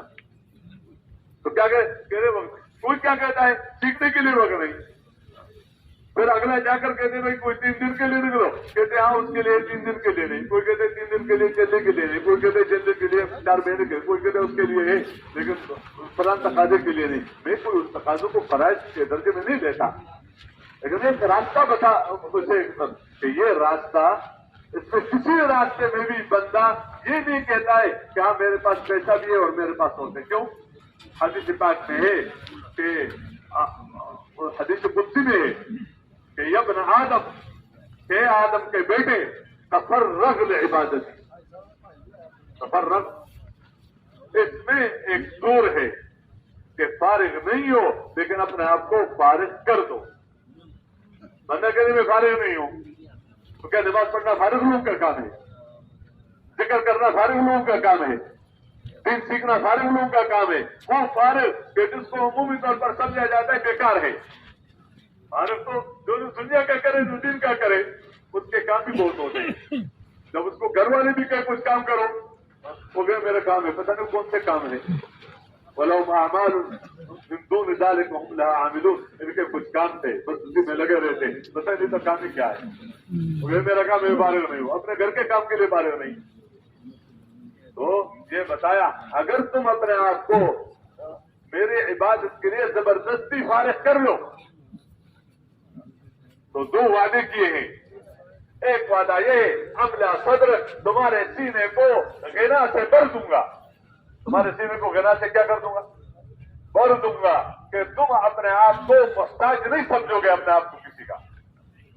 اور جو تمہاری حاجت ہے اس حاجت کو میں پورا کر دوں گا. خواہشات کسی کے بھی پورے نہیں ہوتے. حاجتیں پورا کرنا، حاجت پورے کرنے میں تمہیں تکاؤں گا نہیں. واسط تو فقر، اور تمہارے فقر کو کیا کر دوں گا. لیکن اگر تم زبردستی اپنے آپ کو فارغ نہیں کرتے ہو، بس کے لیے اپنے آپ کو فارغ کرو، تعلیم کے لیے اپنے آپ کو فارغ کرو، دین کے محنت کے لیے اپنے آپ کو کیا کرو. جو بھی لین کی چیزیں ہیں اگر نہیں کرو گے تو کیا کہتا ہے پھر بندہ. یعنی ایک دکان ہے چھوٹی سی، کام چل رہا ہے، گزارا چل رہا ہے، اس سے فارغ نہیں ہے. لیکن اب دوسرا دکان بن جاتا ہے، اب اس کے لیے فارغ ہے. اس کو بھی سنبھالتا ہے، اس کو بھی سنبھالتا ہے، کبھی خود کبھی اس کی میں کسی اور کو بٹھاتا ہے، ذمہ داری اپنا سمجھتا ہے. لیکن کیا کہتے ہیں کہ اب دو ہیں تو ہم زیادہ مشغول ہوں گے. پھر آگے چلتا ہے کہ 3 کارخانے ہوں گے، 3 دکانیں ہیں، تو پہلے تو تم ایک کے لیے فارغ نہیں تھے کہ میرے اس سے فارغ ہو، اب 3 کے لیے تم کیا کر رہے ہو. تو مشغولیت عذاب ہے اگر غفلت کے ساتھ ہے. اگر کس کے ساتھ ہے؟ غفلت کے ساتھ ہے تو یہ عذاب ہے. اور اگر ذکر کے ساتھ ہے تو یہ اللہ کی نعمت ہے. جس نے بتایا یا ایھا الذین آمنوا لا تلہکم اموالکم ولا اولادکم عن ذکر اللہ، اے ایمان والو تمہارا مال اور تمہاری اولاد تمہیں اللہ کی ذکر سے غفلت میں نہ ڈالے.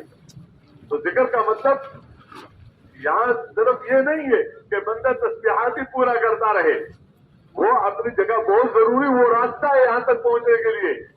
لیکن اس وقت کا ذکر یہ ہے کہ حرام سے کروڑوں مل رہا ہے اور حلال سے سینکڑوں مل رہا ہے.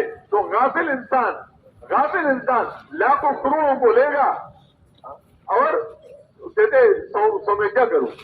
اور جو ذاکر انسان ہے وہ 200 روپیوں کا لے گا اور 2 کروڑ کو لات مارے گا. جو اس 2 کروڑ کی وجہ سے جو مصیبتیں آ رہی ہیں وہ مصیبتیں نظر نہیں آ رہی ہیں، 2 کروڑ نظر آ رہے ہیں.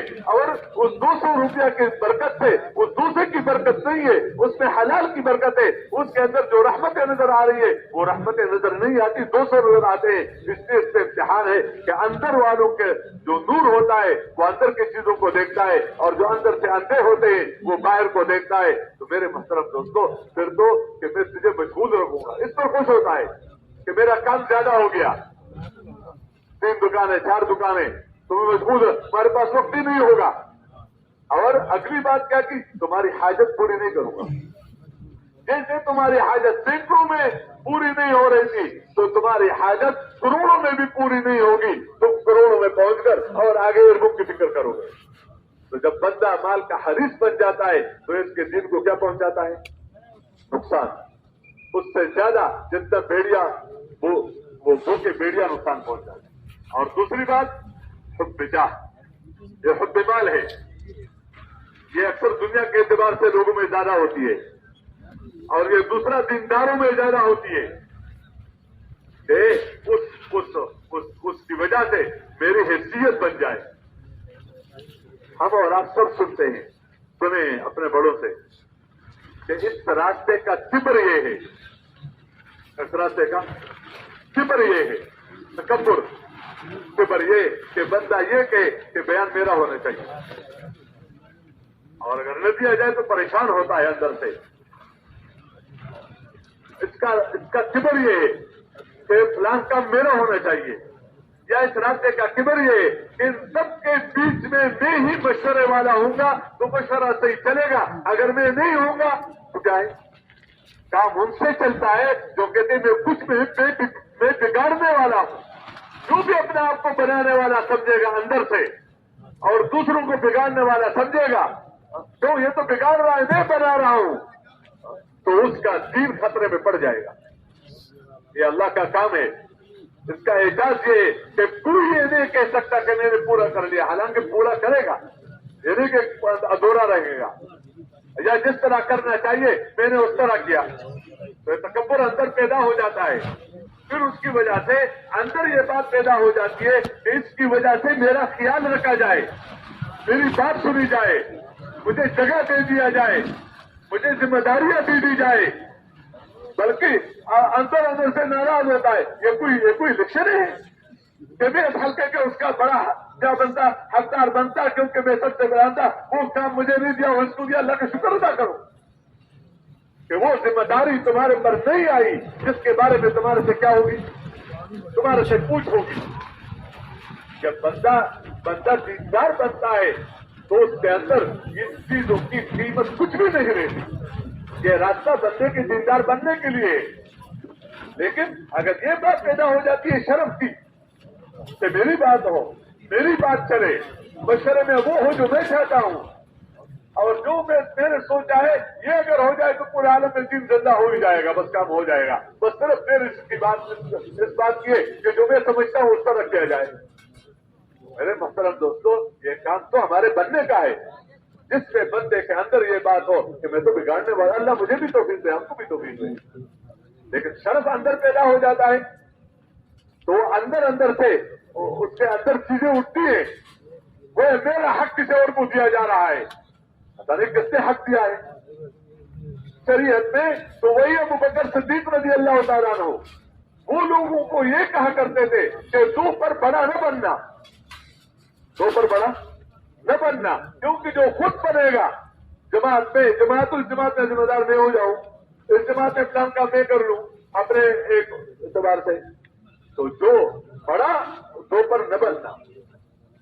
तो जब सब पर बना दिया गया, सब पर बना दिया गया, तो वही बंदा आया जरा सलाम दुआ करने के लिए कि मुझे तो फरमाया था कि दो पर नहीं बनना, और खुद पूरी उम्र का बन गया।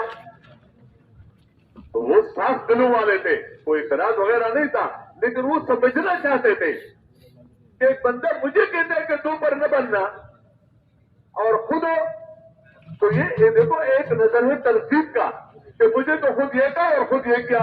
मैं उस बात का समझना चाहता था कि इसमें कोई बात होगी अंदर से कि मुझे तो रोका, मुझे तो क्या है रोका और खुद बन गया। तो वो बड़े लोग थे तो उन्होंने डांटा नहीं, या कि मेरे साथ तुम यूं बात कर रहे हो। उन्होंने इस अंदाज से उनसे बात की कि जिससे वो समझ गया कि उसको मजबूर किया गया है, उसको क्या गया है, और उन्हें मजबूर करके सब चाह रहे हैं कि ये हो, सब चाह रहे हैं ये हो। इसलिए फरमाया कि न मैंने मांगा है, न मैंने किसी से कहा है, न मैंने इसका कभी तकाजा रखा है। जितना अक्लमंद होता है, जितना दीनदार होता है, जितना अल्लाह के साथ ताल्लुक होता है, इतना अल्लाह उनको उनसे दूर रखता है और फिर अल्लाह उन्हीं से काम लेता है, उन्हीं से काम। जिसको जिम्मेदारी दी जाती है, जिम्मेदारी कबूल करना अपनी जगह पर है, जब मशवरे से दी जाती है भागना नहीं चाहिए कि मैं नहीं कर सकता, मैं नहीं कर सकता, कौन कर सकता है। लेकिन जिसको जिम्मेदारी दी जाती है मशवरे से और ये नहीं चाहता, और ये अल्लाह ही देखता है कि जो नाना कर रहा है दिल से कर रहा है या क्या। लेकिन जब दिल से नहीं चाहता और अल्लाह ले रहा है तो अल्लाह पाक फरिश्ते को मुकर्रर कर देता है कि मौका की बात का इल्हाम कर देता है उसको। और जिसके अंदर ये बात पैदा हुई मैं कर सकता हूं, देखो अल्लाह से डरने वाला वो किसी वक्त जुर्रत नहीं कर सकता है कि तो शाम में मैं कर लूंगा। ये क्या बात है, ये दुनियावी उलूम वाले करते हैं कि मेरे पास इतनी डिग्रियां हैं मैं कर लेता हूं, मुझे क्या है, मैं बार बार कर चुका हूं। जो अल्लाह की निस्बत से काम करने वाला होता है तो वो कहता है अल्लाह के लिए करना कोई आसान काम है कि मैं करूं। उसके अंदर डर होता है, इसलिए वो मानने में लगा रहता है। उसको अपने मालूमात पर या अपने पुराने फन पर या अपने तजुर्बे पर या अपने समझदारी पर कभी भी भरोसा नहीं होता। उसको सिर्फ ये कि अल्लाह तू ही है, बस इसका अल्लाह के साथ ताल्लुक बढ़ता है तो एहतियात बढ़ता है। तो ये हिर्स जब अंदर आ जाता है तो इसके दिन को नुकसान पहुंचा देता है, दिन से दूर कर लेता है। अल्लाह हमें सबको तौफीक दे। मुख्तलिफ मौके में मुज़ाकरात अल्हम्दुलिल्लाह हो भी रहे हैं, होते रहेंगे। अब वक्त जो है नमाज की तैयारी भी कर ले और अपने आप को जो तरीक़ेकार हमें बताया जाता है اس کے ساتھ ہم پابندی کے ساتھ بیٹھ کر اللہ سے مانگتے رہے اور آگے بڑھتے چلے جائے اس ترتیب کے ساتھ کوشش کریں گے نا جی. سبحانک اللہم و بحمدک نشہد ان لا الہ الا انت نستغفرک و نتوب الیک.